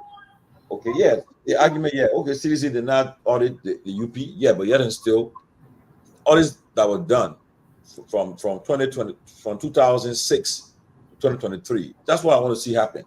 From 2006 to 2023. If they can do that, trust me, we'll talk about it every day. We'll promote it, because there are a lot of people who hands are in a cookie jar. Honestly, a lot of people who hands are in a cookie jar. And you need to come and discuss it. You discuss it. Be honest with the people and discuss it. You shouldn't cherry pick it. And another thing I want to say is that I know people have been posting videos of protests in other countries in Africa, like Nigeria right now, other countries, and they have what they call the copycats. People can copycat and do all stuff too. And right now, our peace in our country is very fragile. Okay, the best to do is to ensure that everyone is treated fairly and equally before the law. Okay, it's not because you empower today, so you feel that you take advantage of other people. No, or you want to exercise, flex your muscle. No, you can't do that because some people would think differently, and things can happen. What do you think? And you don't see people protesting, and protest is a right to protest, but most of the protests that they are not being treated fairly. It's a problem. We don't have the resources to withstand a massive protest like what we saw June 7th. You don't see such a protest taking place in the country. But that's what I've been hearing all around. Since these things started. So we just called on the authorities to dispense justice equally and fairly, so that people have no reason to say they are being targeted. If the president announced tomorrow, well, look, the audits from 2006 to 2023, that's what I want for us to pursue. You get a lot of public support, because now we're talking business. So I just want us to throw it out there. Is very, very, we're very, very serious about it. People should look at it differently. Yeah, I really hope. I'm for audit. It's about time that some of the folks who really squander the wealth of our country be brought to justice. It's important that you do it. I'm in for it. I don't agree with the witch hunting part, but audit those that need to be audited. But what I disagree to me is that you don't expect this government to go back and audit themselves. It's almost impossible. How? I can't go back and audit myself. I will not do it. The previous administration had the opportunity to do it. They didn't do it. They had the opportunity to do it. They didn't do it. They left it. They left it. Well, no, we're not going to do it. We're too busy. So now the other people came back on and other things. So, I'm not in favor of the witch hunt, but the other people said we would do it. Now, when you had the opportunity, you didn't do it. Other people are doing it to you. So, unfortunately, the only thing I don't agree with, most of the people that are auditing now, in less than 6 months, if you audit them, you see how much they have already taken. Right now, the people that are going that auditing right now, if you go after this government 6-month audit, the last 6 months, you will see the kind of misappropriation that took place right now. Are they the right people to do it? No. Find independent body to do it. Totally independent of you not being part of it. You just provide the fund as the international community body to provide the fund. Find a complete independent body. Ask the international, ask the U.S. and other people to help you. They will send their own people and do this audit, because they are not independent at all. They are not transparent of corruption at all. So I would want an independent body come up and do the audits, and then totally off the government hand, and let's see who the real cookie role should be, and let's see who the real cookie role should be. I was trying to find out today from someone, and what I've been told though. Okay, what I've been told is that about why why some people that are still at large. The problem is that, for instance, if you are if depending on the charge against you, it depends. I think according to what the said rate is that if you are charged for the amount you charge, I think it's 10% of it, or whatever the case, 20% of the amount for your bond. Now, somebody, let's say they charge someone, I'm indicted. I turn myself in. I go to the police station, and then they will process you, send you to court. The lawyer goes and say, well, I want to file a bond. Now, usually insurance company will be the one to come and stand for you. So, okay, yeah, you pay them, they will do it for you. But now the guys are saying that, some people are saying that they are telling the people, say, look, don't stand aboard with Tomalin. Tomalin that flat race, Tomalin will run away. Don't stand here born. You stand here born and we're not do business with you. So everybody's like, I'm not taking part. I won't be part of it. Okay. But and then number two, no matter what happened, like I said, I got intelligence this morning that I don't care what people can say. That one of the main things they put after, they want to put handcuff on the people's hands, put them in the pickup bag, parade them, and chunk them in jail. Even they say that and they would do it for 1 week, 2 weeks, they would do it. That's a plan. They want to do that. And it shouldn't be that way. If the person filed a bond, the person turned himself in, filed a bond, let it bond and be accepted. Once it's a genuine bond, it be accepted, and they have the day in court. You know, if they are found guilty, yes, they will get sentenced. Okay, we want to see it happen, and that's what happening though. But too many, yeah, honestly, Chuchu Jones, welcome, man. Welcome, Thank you, Dr. guys. Jones. I appreciate Honestly, it. honestly, too many. To be honest, I don't know where Standard for may be. I don't know what 12 may be, but there will be a jack to come back here, especially when you don't believe in the legal system. If you come back here, if you don't trust the judicial system, don't come. The same judicial system we're talking about here, who should be interpreting law or what, they have not even declared an asset. Is that when you're going to come up to and say you're looking out to fair trial? The trial will jail you. You go. But the question is too, how long can you hide though? How long? Because the thing is this though, and they could put Interpol alert for you now. So I don't know about that, but I don't know. Yeah, so I think the best thing to do is that Interpol cannot extra. I don't know what Interpol can arrest another country. Interpol they can arrest you anywhere. But you can't extradite them to another country. You can't. But they can arrest you, and they depend on. They can arrest you, and you can depend on where they pick you up. They bring you to the country of. If you're part of it too, they can bring you to the country that requesting for you. But so one thing is that it should be clear. If people will file the bond, I think the guys are still in jail. The guy arrested the former Solicitor General and the National Security Advisor. I think they still at Sub Beach. And technically, you cannot detain somebody that long. Yeah, more than 48 hours. Yeah, they file. Yeah, they can file. I told you now. That's where I come, or let's stand it for a come, and let's see. They probably be there more than 120 hours or a bond. But I mean, Chuchu, let's get edited to some time to. I'll tell you to absorb all this. Well, guys, I hate to say, I told you so. When this government came to power, some of y'all were very confident. Y'all said that Joseph Boakai has the experience, and I was flat out. You should give me credit on that.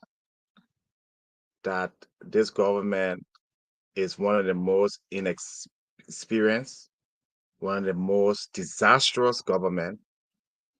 Okay, you will find. And I can state my point. Strong views, bro. It will be. You know, I look at our finance man. I look at the future. I don't look at too much the present. You know, looking at the past and the present, you can predict the future.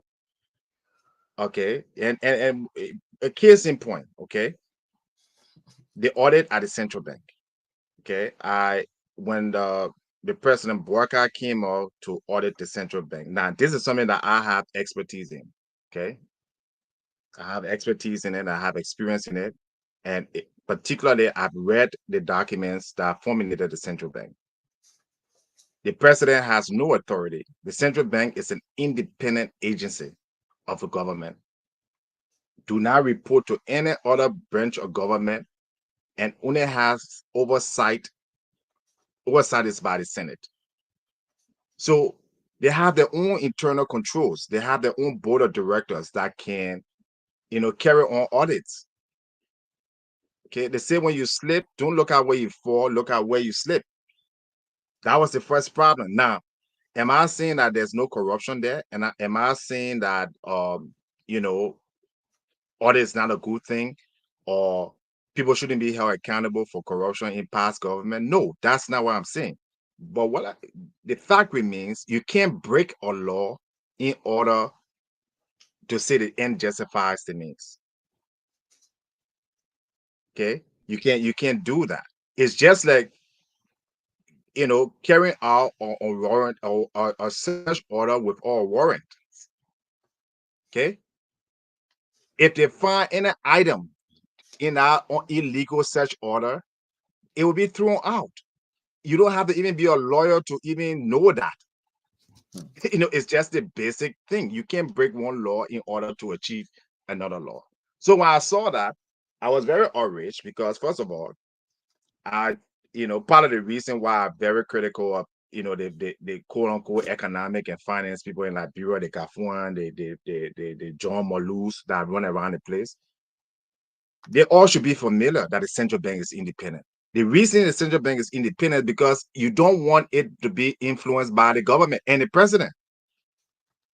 If you allow the president to dictate orders and dictate, the only thing the president can do is when there's a vacancy in the board members and the head of the governor is to appoint. That's it. It's law. Yeah. So when you break the law and say, oh, we're going to go audit the central bank, okay, then whatever the audit finds, in my view, is irrelevant because you broke that law to find it.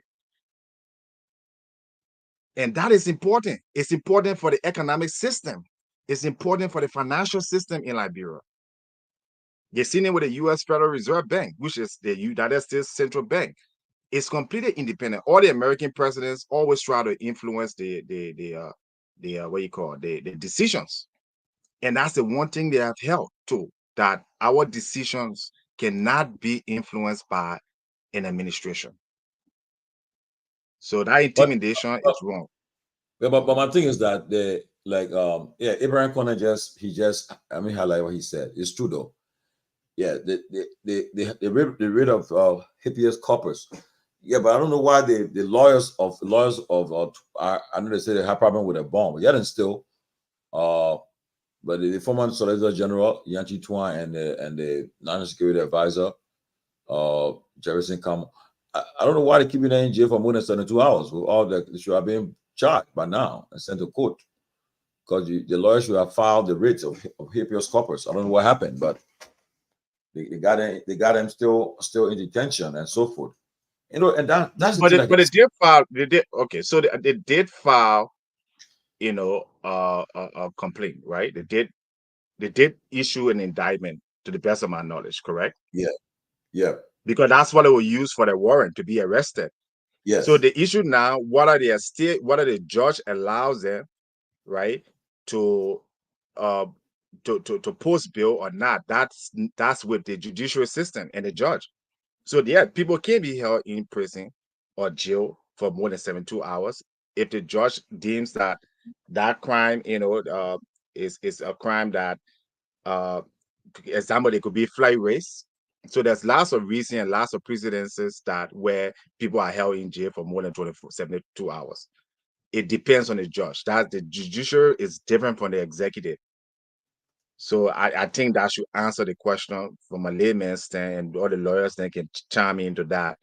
But yes, people have been held with all bond. You understand? And that has to do with the judge. Yeah, but it depends on the crime, though. The crime, if the crime is billable, I mean, it's not like you say this person is these guys are murderer. I mean, like people who committed atrocities. I mean, like committed murder. So, no, but financial espionage, Tomalin, financial espionage, which I think some of them were charged for that, is a very serious crime. It's a crime that almost, but it's from what I read, it's biddable. So if there are certain crimes that you commit, okay, like somebody open fire and who's a terrorist, yeah, the person is poses threat to the security. No, Timothy. No, but if you're accusing us, It can be even something like, hold on, it can be even something like, let me give you an example. It can be even something like somebody violates what you call the thing, a restraint order. Okay, the judge can use his discretion. There are certain discretion of each judge. So you can say that just because it's not a violent crime or it's not a serious crime, it goes back to what the judge has within his parameters. Judges have a lot of power. If the judge feels that this crime warrants the person stay in jail and not be billable, the judge can do that so long as if it's in his purview. I disagree with you, man. I don't think that how it works. So let any lawyer come on. Any lawyer. Yeah, a lawyer can clarify that because you call radio, call all the smart lawyers. Then let them clarify. You charge me. You charge me for. I mean, the thing is this. That's why you're born. The bond that you putting forward, because it telling me, say, if this man leaves, if this man escape, or this man takes off, yes, this is what will happen. Okay, this is what will happen. So, like for instance, I mean, there's certain crimes that are not bailable. Like I know, on our law, like I know that it passed a few years ago about rape. Yes, rape is not bailable. Yeah. But I know anything in the law that says that if you're accused of stealing money, public money, yeah, you cannot file it's not bailable. No, I don't know about that. Yeah, and that's why I get disappointed about some of our lawyers and intellectuals, because this is stuff that the public is kind of wrestling over. You know, where are the Tawan Gongolos? Where are the Jerome Verdiers? This is time that people need you to interpret the law, that you guys, as lawyers and public figures. I'm not a lawyer, but I'm just getting from my own little man standpoint. So go on the radio and help the Liberian people. Obviously it's debatable. It's an issue where one lawyer may say one thing, and another lawyer may say, you see that all the time on CNN and Fox News, where some people say, for instance, Trump should have gone to jail. Other people say, and the ultimate point was the judge decided what was right. Okay. Yeah, I think it's the same situation. He has been convicted, so it's now within the judge's own purview, within his own school of authority. Yeah, okay, that particular one. Like today, a gag order was he wanted to deny him. He said no, we'll keep it on you. The gag order, he asked for them to drop it. He said no. They say we'll keep the gag order in place. You see, so but for this, like I said earlier, those who betray the public trust must be held accountable. But just that you should dispense justice fair and equally. Okay, everyone is considered innocent until you are proven guilty by the court of competent. Like I said, we have judges. We got cabinet Janet. We got very fine judges. Let them come on the air and interpret it. They know the Liberian law. I mean, it's true though. We'll reach out to some of them to please do that. Just give me a minute here. To come and help us, yeah. Yeah, but folks, I know today was not a regular day, but we just wanted to bring in some politics. We still got the next 30 minutes to go. But I think I would have to call it a day, because I'm tired. I've been talking all day. So, but except any of our viewers want to join us to share some light on the trending issues, I will entertain you. Yes, I'll entertain you. Ask me for the link. I'll send you the link. Yes, let's all share some interact. Right. Great. So we got a lawyer coming on. No, I said maybe if anybody who listening is a lawyer, you want to reach out to me to share some light, I will send you the link and you can join us in the next few minutes. Like today was not one of our regular show day, but We had to do it for our friends from Cathedral. So that's why we give them the opportunity to come. But besides that, Yeah. So, Timley, also, what did you think about President Weah's speech? well, okay. The speech of the president yesterday. It depends on which lens you look at it. You know, there are people that on different sides of the aisle. I mean, people felt that okay, if you support the CDC, you support CDC or President Weah, I mean, whatever the case, you would say it was a measured speech, very measured. He recognized he put the government on notice that they are going after his former officials, and it should be done across the board fairly. Believe that he gave instances, he chronicled things that have happened over the course since the government took over, and they are. And then at the end, he said they were going to resist politically, resist any attempt to continue to come after them. What that resistance mean is something that will be. That's why I said I wish he had taken questions. Because somebody would ask him when you say resist, what it means, what you gonna, what will be the steps you're taking, so forth. Some say it was time that he speak up. No, don't But forget. Timley, what do you say? You're a He's very the powerful man, Liberia. Well, what's your view? What's your yeah, good but speech? yes, don't forget now. Just Weah is arguably he's the leader of the largest opposition party in the country. In the main opposition party, he's the leader of that institution. Yeah, for me, I would say that his speech was measured, very measured, in the sense that he calling him on boycott and his government to take note of what they have been doing in the series they took over, and that he accused them of witch hunting, political witch hunting, and whatever the case, and that they're gonna resist. That's why I said I don't know that it needs to be further interpreted what he mean by resist any attempt to come after them further. So that's why I hope we'll try to get some of the officials, the CDC, to come and make some clarification on what he mean by resist.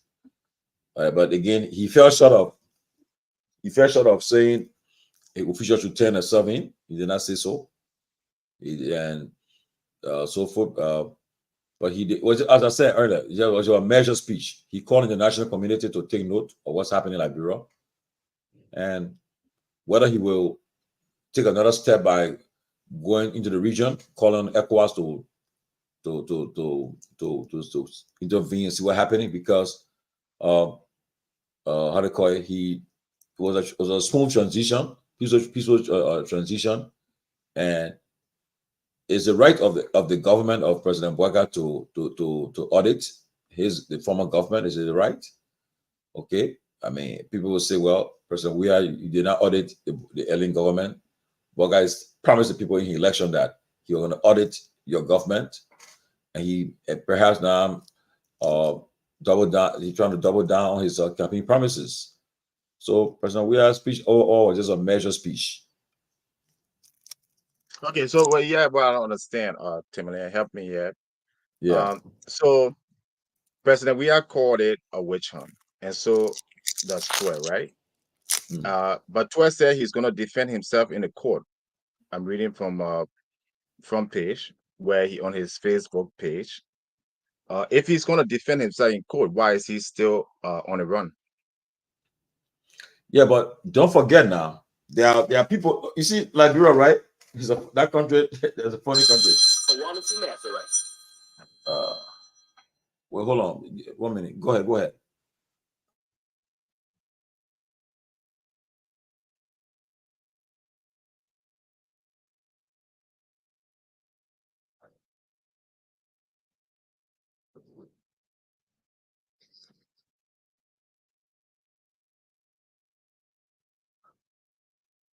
Yeah, the issue though. People were in the same government. Don't forget now, Liberia is a small country. There are people who in the government too, who are friends with Twe too, who are friends with the people that the people are indicted. and you're part of the apparatus in the circle. He said, look, brother, don't come here. The guys don't want to do this to you. They won't do this, they won't do that. Okay, if you file your, like this is that somebody just said, it's been speculated that all the bill bond companies have been threatened by the government not to give them bonds. You see that? Tell me now. How much is the bond? Do you know how much the bond is? It depends on the amount they're being charged for. I think it's, the amount you charge for, I think it's 10% of that amount. Yeah. Okay. But the So thing you're is talking this. millions. So you're talking millions of dollars here. Okay, yeah. So now, when an insurance company will take that risk, okay, I will we'll grant it, we'll come up with the bond for the guys, then for them. But then it's been speculated that the people telling them, said, look, Ellis Jones, your insurance company, you better don't get involved in anything. Don't get involved in that. Let me tell you. Now, even if you still get a bond, they tell you, say, well, based on information, you are flat risks. You can't go right now. We'll let you go. So the idea is they will go. It's like the one you must get that. Look, this is what I'm hearing. They won't see you in handcuff. Just that. Yeah, but I mean, come on, Tomalin. You live in a country. Hold on. You live in a country. You live in a country with law and order, right? You live in a country where a former president, a billionaire, okay, was put in jail. And I'm sure most of you guys was even rejoicing. Okay, Donald Trump doing his trial, he was put in jail. Hold on now. Regardless, but what I'm saying, he was put in jail to prove that no one is beyond the law. And I'm sure people were excited because I mean CNN had a field day.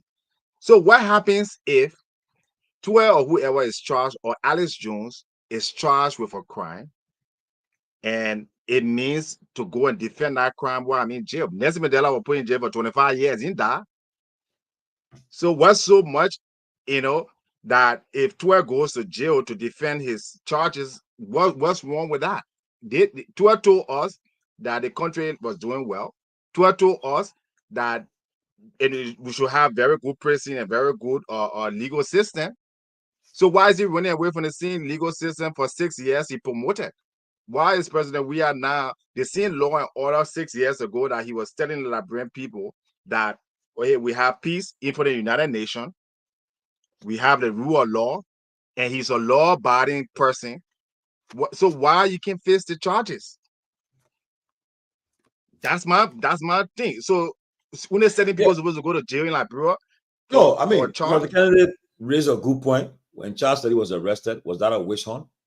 If every time you arrest someone in Liberia, they claim it's a witch hunt, asked to be released, then you will remain a lawless civilization run by crows.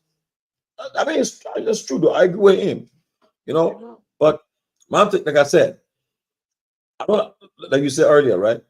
Often if just now if somebody accuses you or something, they accuse you or somebody accuses, oh, that is this thing.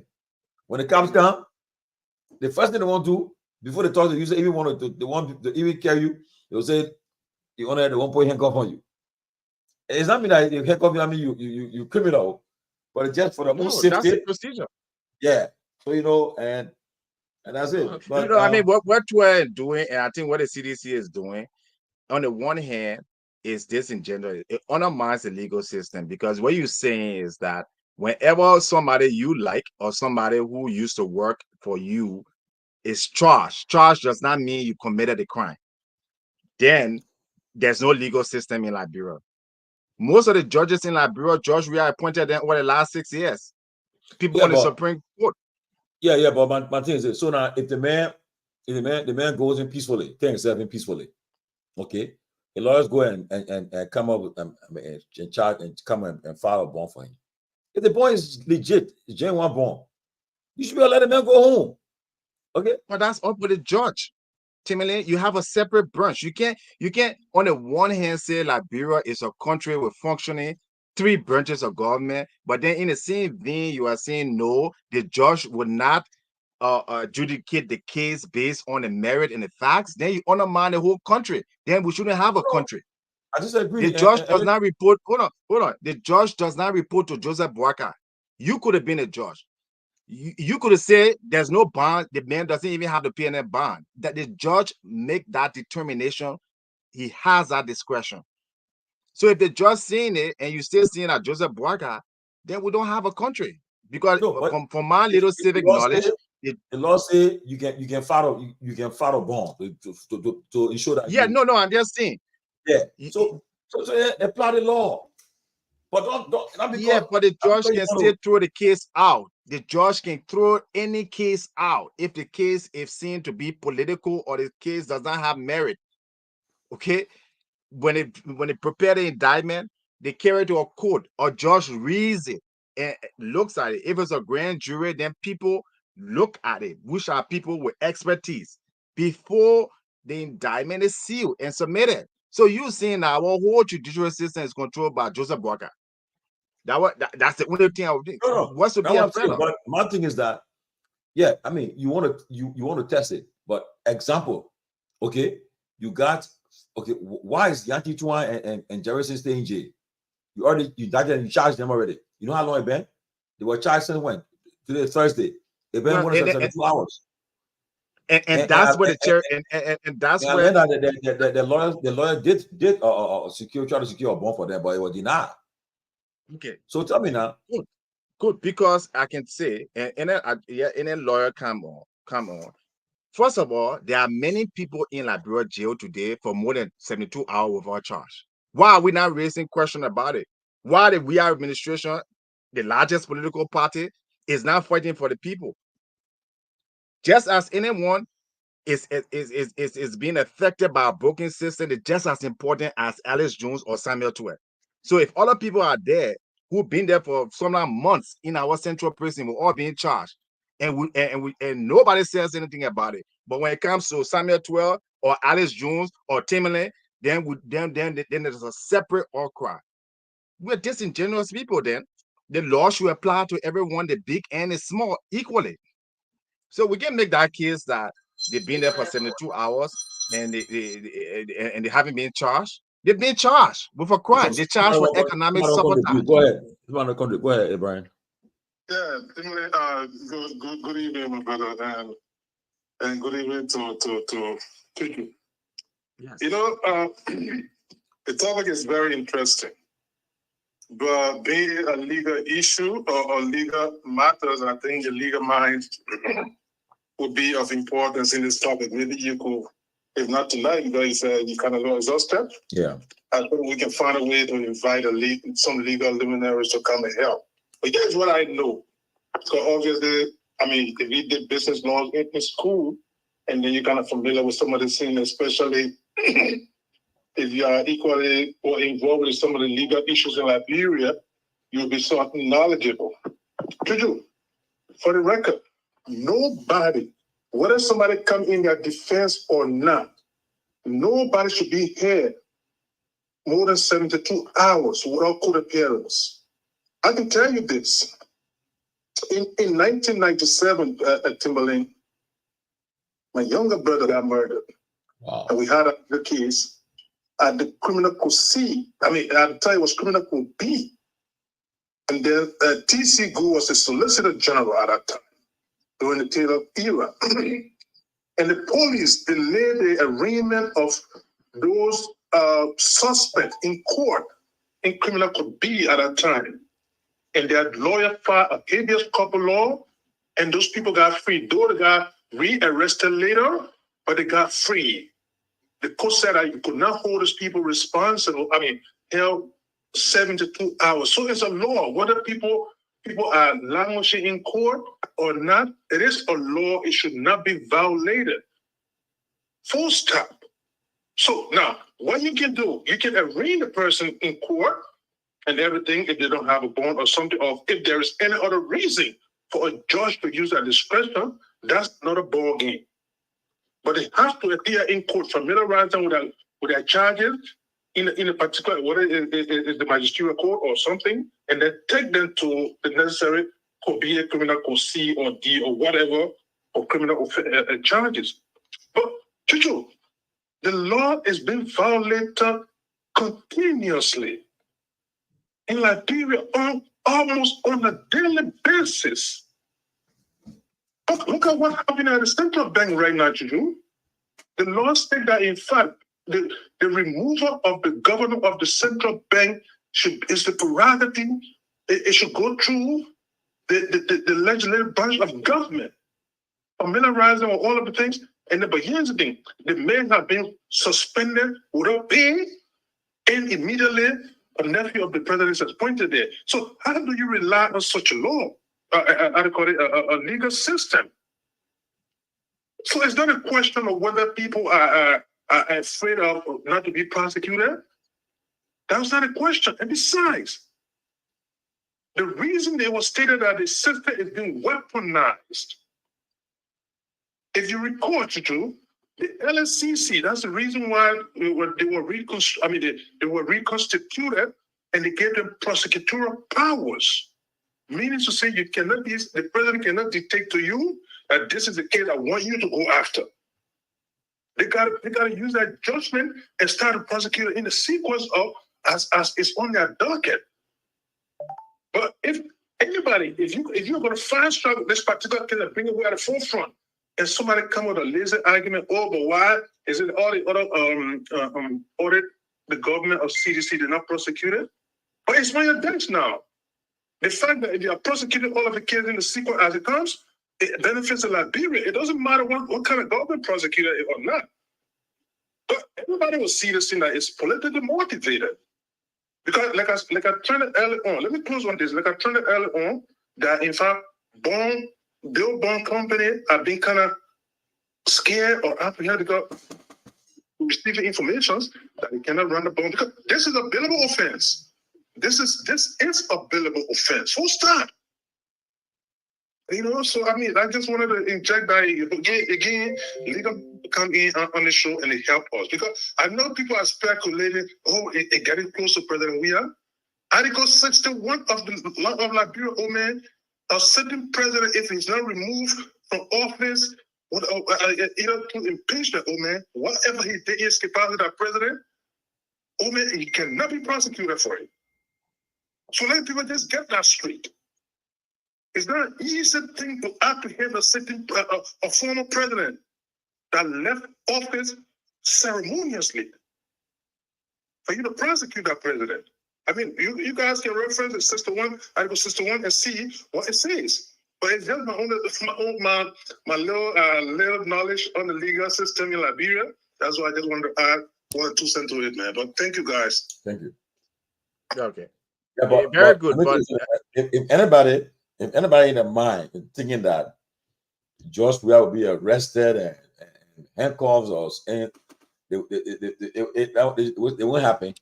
Okay, it won't happen. It won't happen. People just some people talking. They were gonna realize where else we are. No, it won't happen. Let me let them know. You got long to wait. It's not gonna happen. They got laws, and you will really come up. You really have to come up with these charges on him to say, yeah, the president, yeah, Joe Weah did this, yeah, he signed for it. It's not gonna happen. So they're not thinking about that. It's not gonna happen. They should not even think about that. It's not gonna happen. So they're just not thinking about it. But again, 10 minutes. I did some research here. This is coming from the Daily Observer, and the reason these people are still in jail is because it says, given the incredibly slim chances of securing a bond of over $6 million for their conditional release. So yes, a bond was established, and if they pay the $6 million, they will be released. And this is coming from Daily Observer. How much money in question? So how much money? It says $6 million bond. That's what they have to pay, and it will be released. Well, how much are they charging them for? Well, I don't know, but this is what was established. I know. So they asked about $25 million. So I can do some more research to see how much the total amount they're charging them for. And again, it's kind of irresponsible for Liberian, legal profession. You have all these people in law school. What the defense attorney? Why is he not on this show? Why is he not on other show? Why are we here talking about something that's his job to come and talk about for his client to the public? This is one of the largest networks. Why should I be doing his job? You know what I mean? That's some of the things we talk about. When you have a client in jail and you are saying this is a witch hunt, you should be on every media making your case in the court of public opinion. You don't have to discuss the merit of the case, but you can discuss the surface as is being discussed here. You know, you have PR firm, you got legal people in CDC. Where are they? You got former Justice Minister Dean. Where is he? So you know what I mean? These people you get paid, they got all the paid assistant, $15,000. So why should any of us even be arguing or giving that thing? That's what people get paid to do. You get paid to defend your interests. So like I said, I can just give my own opinion. Like in terms of the central bank, I know that the Walker administration had no authority unless they change the central bank act, the act that created it, that he should not have any authority to suspend. I said that the day he issued the order. How many people even thought it was serious? We like to wait till things go out of hand. The president cannot just suspend the central bank governor. Then you take away the independence. So if the president doesn't like his policy, he can just come on and say, "Oh, I don't want Alex Jones because I don't like he raising interest rate or lowering interest rate." Then then you don't have an independent central bank. Then just put that authority on the Ministry of Finance. But the reason why it was put there, the Liberian Central Bank, is modeled after the Federal Reserve Bank. And the Federal Reserve members and decisions cannot be overturned by any other branch of the government. The Senate can vote to have him removed or whatever action, but not the president. So these things, like we take them for granted. So when I tell you people that Liberia is, in terms of the coming years, it's almost politically doomed to have a lot of nothingness. You can't have the president has legal people, he has financial people. If you don't know that the central bank is independent, if you don't know that, then you don't know anything about finance, modern finance. Because the purpose of making it independent so that the president does not have direct oversight. And all our presidents have taken a central bank as part of the Ministry of Finance. But then when they say they want the next finance minister and the next Liberian smart person, then people will hear Gafuan, people will hear, why aren't they talking about these things? Which affects the integrity of your economic system. Because banks have their deposit in the central bank. Okay. International companies have their deposit in banks. If the central bank is threatened, it can be a collapse of the whole banking structure. Banks can start closing down. Banks can start leaving the country because they feel that the central bank is not independent any longer. That the president can just order any amount of withdrawal. The president can just change the leadership. Wait. Who told you that the president can order any amount of withdrawal from the bank? No, I'm saying if it's not independent, as in the case where the president is now just removing the central bank governor. That's a precedent he's setting to say that he is over the central bank. That means you don't have an independent central bank again. That means to hell with the act, the law that established the central bank that says that it's an independent agency. The president does not control it. The president does not serve as they do not serve as the will and pleasure of the president, like the ministers or other agencies. It's a tenure position. Look at this guy. You see, I mean, look at what the guys. I mean, bring it right here. Tomalin, why are you always in the habit of supporting criminals in Liberia? I know they are your friends, but so where am I supporting criminals at? Emmanuel Charles, where am I supporting criminals? First of all, you already called the poor criminal. Number one, the poor they are not being found guilty because they're criminals. Okay, call them indictee. They are being indicted. Fine. So where am I supporting criminals? I said earlier, and I repeat, I'm all for the prosecution of those who betray the public trust. I'm all in favor of audit. Okay, but I'm telling you that the reason why people are afraid to come forward because they fear that they won't be treated fairly. They didn't trust the system. Then you say, I supporting criminals, accusing me falsely.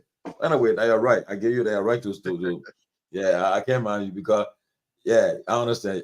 But Timothy, why they wouldn't trust the system when that same system they were over and they said I that the agree, but system see, my man, I agree 100%. But so that we all say, so when they say the person take private jet, they say, yeah, but we did it too. They say person do it, but any person did it. So what were the change about? I want to say you change totally differently. You saw yesterday, we had a video on yesterday, the boy Ibrahim Touré in Burkina Faso. The boss said the car he's driving. He said, no, the car driving. I'll get the new cars. I'll give it to the medical doctors then, because they're the one who need the cars. He drive a 2011 car. He said, in fact, the cars our official government will drive should be more than $10,000 car. Okay, but yeah, how long because they're fighting for, which is they're right in the board of the law. They every 3 years get it for 5,000 for car. Why in God's own heaven on earth should that happen? Okay, why should you give for 5,000 for car? You can say, look, they get it, man. You're giving car now $10,000 car. Where should you want to do to carry that car? Look, Alex, I'm slow. Go to the bureau. You see the phone. Look, I'm in the bureau a few days. When everyone who's driving, they say, who coming? Then you see one. Everybody get, they have these flashing lights, the colorful lights, like Christmas lights. That they have all of them. The guy, you see the moving with speed in the heavy traffic. Pom, coming. Who are coming? Oh, you see, that Sunday this, represented this, that official this, the lesson play. Oh, who that so? Oh, that represented Ellis Joe Parsons so. Everybody want to be to get to that place to do the same thing. Mm-hmm. And they move with 2-3 cars. So and the problem with saying, brother, it will say you say change. When somebody say that you want to see a change, that means say, yeah. Can you imagine the president moving? You move with 2 cars, 3 cars, the parlor car, the middle car, and another car. Except where if the security intelligence say the threat level on the president is high, then you increase it. But bro, don't tell any kind of security light on that country to say, yeah, people trying to do something. No, But if somebody takes office and they say that brother change country now for true. This time we see government officials driving the same car, they're driving these cheap cars then. Yeah. Then they tell you say the money that go for recurrent expenses, like for budget and for payroll. The money going to JFK. Oh, guess what? They just increase JFK budget. We see they bring in new machines to JFK, to Jackson F. to Redemption Hospital. People say, wow, you go to JFK this time, you think you're in Europe. Everything just changed. Got 24 hours like you said. When current go, back up, come up right away. The guy enough beds. You don't go to JFK, they say no more beds again. No. I mean, when people see, then you just see the real change. But for the last 18 years, we're not going nowhere. And that's the problem, my brother. The problem. It's sad, oh. It's sad. Only God can intervene one day and say, look, son, I'll change bro. Right now, I don't think we'll see our generation. I don't think we'll see it because we tried. But Timothy, let's take our political hats. Yeah. Okay. You want accountability, you want transparency, correct? Yeah. You want this change that you're talking about, where people are held responsible for the actions, right? Yeah. That there is audits according to the law, right? Yeah. And that people who the Ministry of Justice deem to be questionable may face charges and go through the legal process. You want that change in that bureau, correct? I want that, yeah. Okay. So if that is precisely what has been done, again, I'm not a big fan of the Joseph Walker administration. I think people know my views, right? But what in this stuff here that is different from what the government is doing, with the exception of the audit at the central bank? because that one they are wrong on it, and I can challenge anyone in the Walker administration on any platform to tell me in the act where it says the president can order audit for the central bank. So other than that one, where are they going wrong to audit the other agency for the No, I'm charge not saying former it wrong, official? but what happened, these audits I see that the audits that they're pursuing, these are audits that are done by we are people, we are government appointees. Correct. We are there, so they are only implementing what the audit says. Okay, I'm all for it, but what I'm saying is that yes, but the way in which you want to do it now, when you start like you get let's say everything on the table here, but then you pick and choose and say that one I want, that one I want go for. Then nobody put concern about you're already praying for you. Okay, but he said they want to happen doing anytime I want. They want to happen during weird time what I want right now. Okay, and then especially so what's wrong with that? When you issue threat and say that one will come after them, will go on social media. The rescue guys are making. I understand the politics. I understand the politics. I understand that every president is going to do what's in the interest of his party and his political interests. Every president in the world, correct? Every president in the world. There were a lot of people who had the same kinds of charges that Donald Trump was charged for in America. That a lot of businesses, a lot of corporations, they did the same thing. But in the Joe Biden administration, in the Joe Biden, in New York City attorney, which is a Democratic leadership, and they left all the other one, they left all the other banks and all the other mortgage companies, and they went after this guy for something that happened 10 years or further. So it's not unprecedented. Man, don't bring your Trump to that guy. It's a very extreme thing because it just shows that every government, even the weird government, when they left all the stuff and went after weeks, okay, they left all the audit from the previous administration, but they went after the president's son, the late son, may actually rest in peace, and handcuffs him and put him in jail.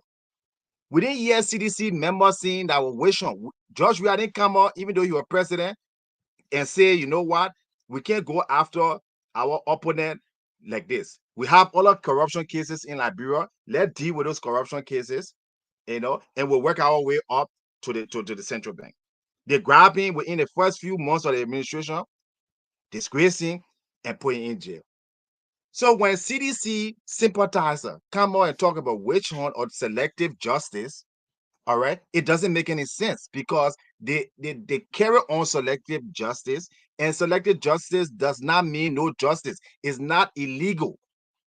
A prosecutor can decide 10 people committed the same crime and go after one person. A police officer can see 10 people speeding 90 miles per hour, 65 miles, and choose this one particular car that was going 67 miles per hour. And that is not illegal, and that is not unprecedented. So what's the problem here? Let the justice take its course. I'm sure George Weah, they are rich people. They've earned a lot of money. You get together, put a $6 million down, free the people, go to trial, and win the case in court. That's end of story. I'm not. Like I said again, Chuchu, I'm not. I will not defend and say, oh no, they're wrong to indict people and based on other report and so forth. But what I'm saying is that at my point, I will keep on saying, I'm all for it. I'm all for audit, and I'm all for people who violate the trust of the people to be persecuted. I'm all for that. What I'm saying is that just don't cherry pick it. Don't play politics. Don't try to go after only your political opponents. Because I'm telling you, there are people in the legislature right now, in the government, from the very rescue team that if they go after all the audits there and put it forward, most of them will be the same thing. Totally agree. So, like, I mean, the law is the law. If wherever the chips fall, that's it, brother. I mean, I'm not gonna say I defend anybody for that, no. But the fear is that people got is that I will not be treated fairly. Okay, so it's not because the other the other government did the same, so you want to come on, that move forward, But at least honestly, before we leave, yes, my fear. Yes, my fear, but yes, my concern though. My concern is that there are more indictments coming up, okay? And they're coming up. And all the indictments are for people who work in the Guar administration. Coming up, right? Okay. These are all indictments that we're aware of that are coming up. Now, it gets to that point, and the people involved, if they in Liberia, if they refuse to turn themselves over and they go to arrest them, and then their supporters say no, it's not going to happen. It's trying to obstruct justice, obstruct the law. What happens? That's my concern. What happens? We have a very fragile state, and the we have police, we have army, military, but I'm not even tested yet to say yeah. So that's my concern, though. How do we handle it? I don't know. So I think, my suggestion, I think call the leaders together. Say, look, address the nation. President have a press conference. Say, look, we promised during our campaign we wanted to do this, okay, and we are going to do it exactly what we said we're going to do. We're going to do it, but rest assured that it will be free and fair. It will be transparent. And somebody will ask the president, but if Tomalin George is indicted, he's accusing, he filed a legitimate bond. I mean, will he be allowed to? Will his bond be accepted?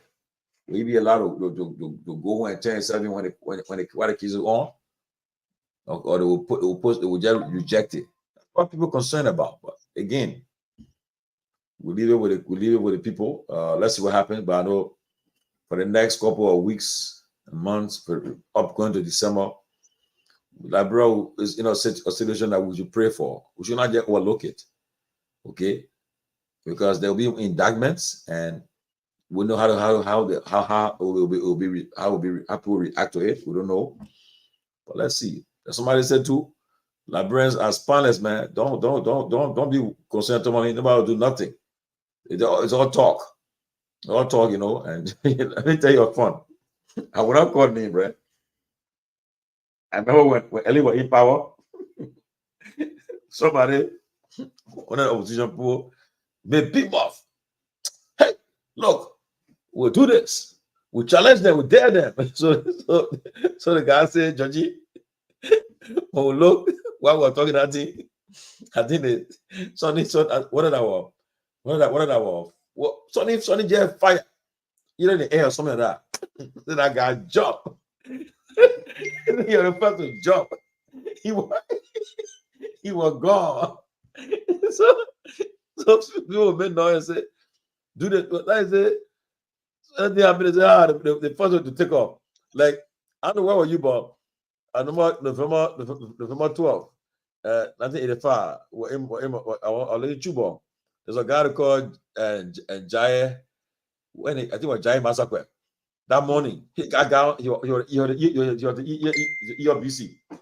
He said, President Doe, we wait for you. You bring the air, we were there. On the ground, on the sea, we were there. The guy, he was making that noise. When those say, I'm your president-elect and commander-in-chief. The Tomakuemba coup has failed. I'm in complete control. And that guy, Jai Massacre, escaped. We see no more. He took off. The guy was in the air with there. On land with there. In the sea with there. He took off. So there are people who would just make noise, big mouth talk. But yeah, the first fire, they run, take off. So, hello. Okay. Yeah, what's it? Yeah.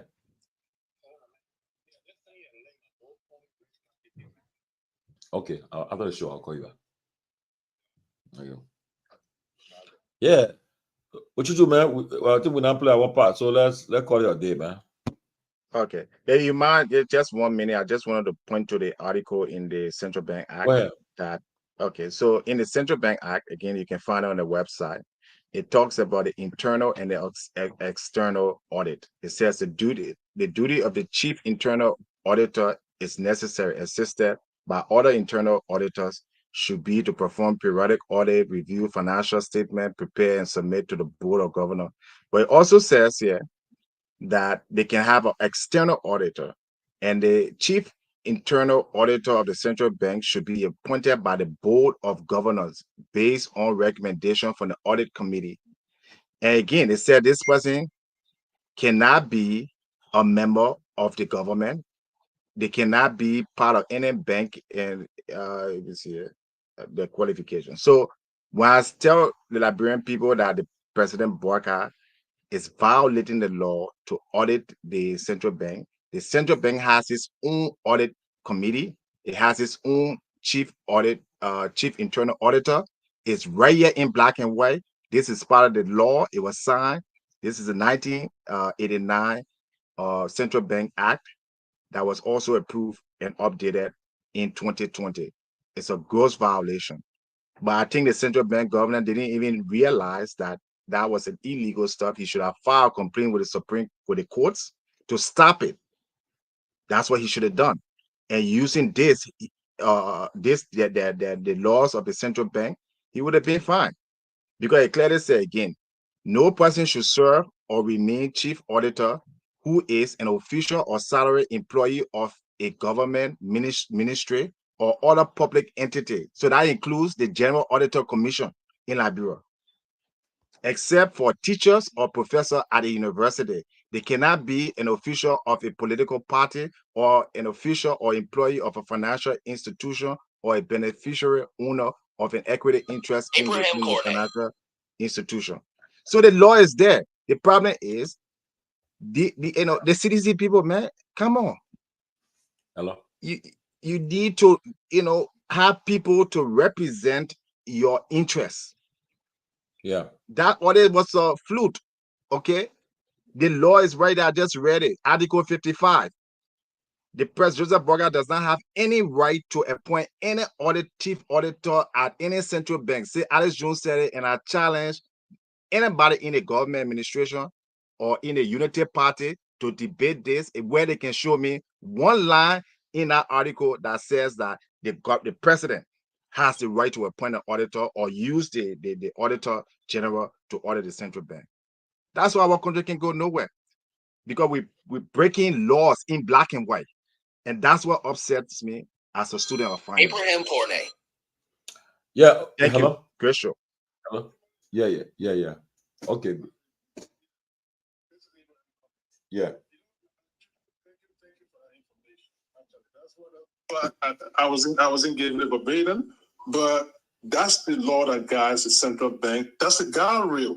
Because, mind you, even before the IMF started working with the Liberian government during the WEA era, the central bank was one of the areas that they really wanted to be in check. So based on that, they made sure that everything at the central bank there was in order.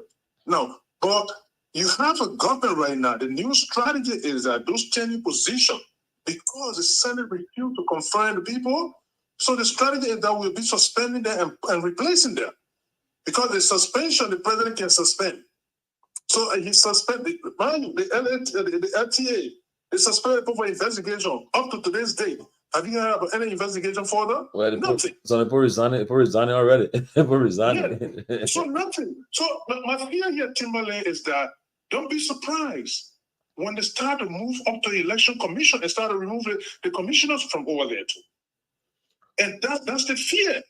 Because the strategy, the Senate emphatically stated that we will not confirm people that are being removed from any position. Maybe they're going to change it tomorrow. I don't know. Oh yeah, but I mean, I don't have time again. But let me say this though. I'll tell you the truth, right? Look, if you think you people don't understand how to play the system, these guys know it. So to these guys, they will do everything to stay in power. They'll do everything, and they're not gonna. The way CDC conducted themselves, you people are not gonna do it though. I tell you the truth, they're not gonna do it. You people will play the game. First of all, they will change the entire NEC. By the time the next election, the entire election commission will be changed. Forget it. They will move that. The Supreme Court next year. Next. Don't be surprised at suspending Supreme Court justices. No, but already, don't forget now. The president appointed President Mugabe. Appointed one person, the replacement for John Nande. Yes. Nangwe. He will appoint a chief justice next year. Because obviously adapt the chief justice or whatever. Yeah, she'll be resigning. She'll be retiring. And mind you, so the president got a lot in favor to appoint 3 justices of the Supreme Court. Yeah, the president has a lot of wiggle room. We agreed, the Liberians need to understand that the justice system is being trampled upon. And if anybody think that Tomalin Judge or Abraham Cornell Yebi tries, just avail yourself, it's not a question of somebody afraid of justice, afraid to be prosecuted. It's a question, the fair and expeditious judicial system. That's the issue that people talk about. Because if you're going to deliberately, your own law that will act under your government for 12 years, you're literally violating everything. You're removing people. You're suspending people without pay. And you said they're going for prosecution. LTA, up to now, we have not heard anything since they removed the people and replaced them with these guys over there. And that's it. So it's a question of, we need this place and we must get it. Then the nepotism upon it, Tomalin, is mind-boggling. Because the guy you're talking about is Samoa's an IB bank. If you recall, President Obama kept talking about, go to IB bank, because his nephew was running IB bank. And today, as we speak, my understanding is IB bank is in some financial crisis right now. So because why? The guy used some of that money from all indications in the corridors speculating in fact, support for the United Party came from the IB bank. Today, IB bank need to be need financial inducement so that either stakeholders they can get their monies or something, and you take the very guy and carry him to the central bank now. Come on now. So if you get there's nothing, no financial accountability, and the laws have been violated unabated. So I agree with you. You read all that thing. Yes, that was supposed to protect the central bank. But is that the case? For my question, I got a question for you, sir. What is the CDC? What is the CDC hierarchy or executive members doing in a wake of all these happenings? Are they just talking? You got the what you call the Speaker of the House. It's a sedition. There are lots of laws, there are lots of power that they have that they can use to stop the president. Why are they not using it? I'm talking about my friend, but you are right. You are right because why? So when you have people in your party that are incompetent, then the other party will take advantage of that incompetence, and guess what? They will take advantage of you. Like I said, I'm not being paid by anybody to come and protect anybody. I just gave my view for the Liberian people. But you should have competent people that everything that this government is doing that will be able to come to the public. They will be able to use the laws in the House of Representatives where they have a majority and block some of these things. But they're sitting there crying baby. Politics is not for children. Period. But put your team together. The commissioners went to the law, and the Supreme Court granted them their wishes. Okay, immediately the next day, the president said no. Instead of removing it, I will suspend it. So, and then they went back to the Supreme Court. Supreme Court said no, we're not proceeding. So, what could they do? All right. So, in the capacity you have, the Speaker is the highest elected official of the CDC, the opposition party, but the silence from his office is kind of a little bit definite. People are concerned about it, quite honestly, because look at Mark Johnson here. Mark Johnson from the speaker. The speaker here, the Republican speaker here. He takes to the air with every time to confront the Biden government on issues, wide range of issues. Immediately walking out of his office, Michael Poole comes his way. He ready to speak to the press about concerning issues, whether rightly or wrongly, but he will say something. But the silence is definite. So predicated on that, maybe that's why a CDC standard bearer, the former president, had to speak on wide range of issues yesterday. So this people individually are taking to going to the law. But you have a president that is not abiding by those laws anymore. Well, my people, let's keep on monitoring the situation. Let's see what happens. But they are how we call it. They are days ahead, difficult days ahead. We gotta just be mindful and maintain the peace and stability of our country. But Liberia we are treading on grounds that we have never treaded before. But again, let's see what happens in the next couple of weeks and months. Let's see what happens. But I'm afraid that if the way things proceeding, if things are not handled the right way, we may plunge the country into chaos. And that's my fear. I pray we don't go that far. It's scary, man. It is scary. But we pray that the right thing be done, because what is it the president said? Boga said he said he will go after everybody that looted the country. So he's going after the people. So the president is he's double down. He's trying to double down his campaign promises. That's what he's trying to do. So by replacing the people with his family, nepotism. Someone is a biological nephew. No different about it. That's true. That's just rumor. What is rumor about it? It tells me that there's no nephew yet. From my understanding, even the other Samoa is a custom commissioner or something. Wow. The other Samoa. So come on, man. Wow. Come on. Well, let's see what happened. Abraham, let's see what happened. Let's see what happened in the coming days.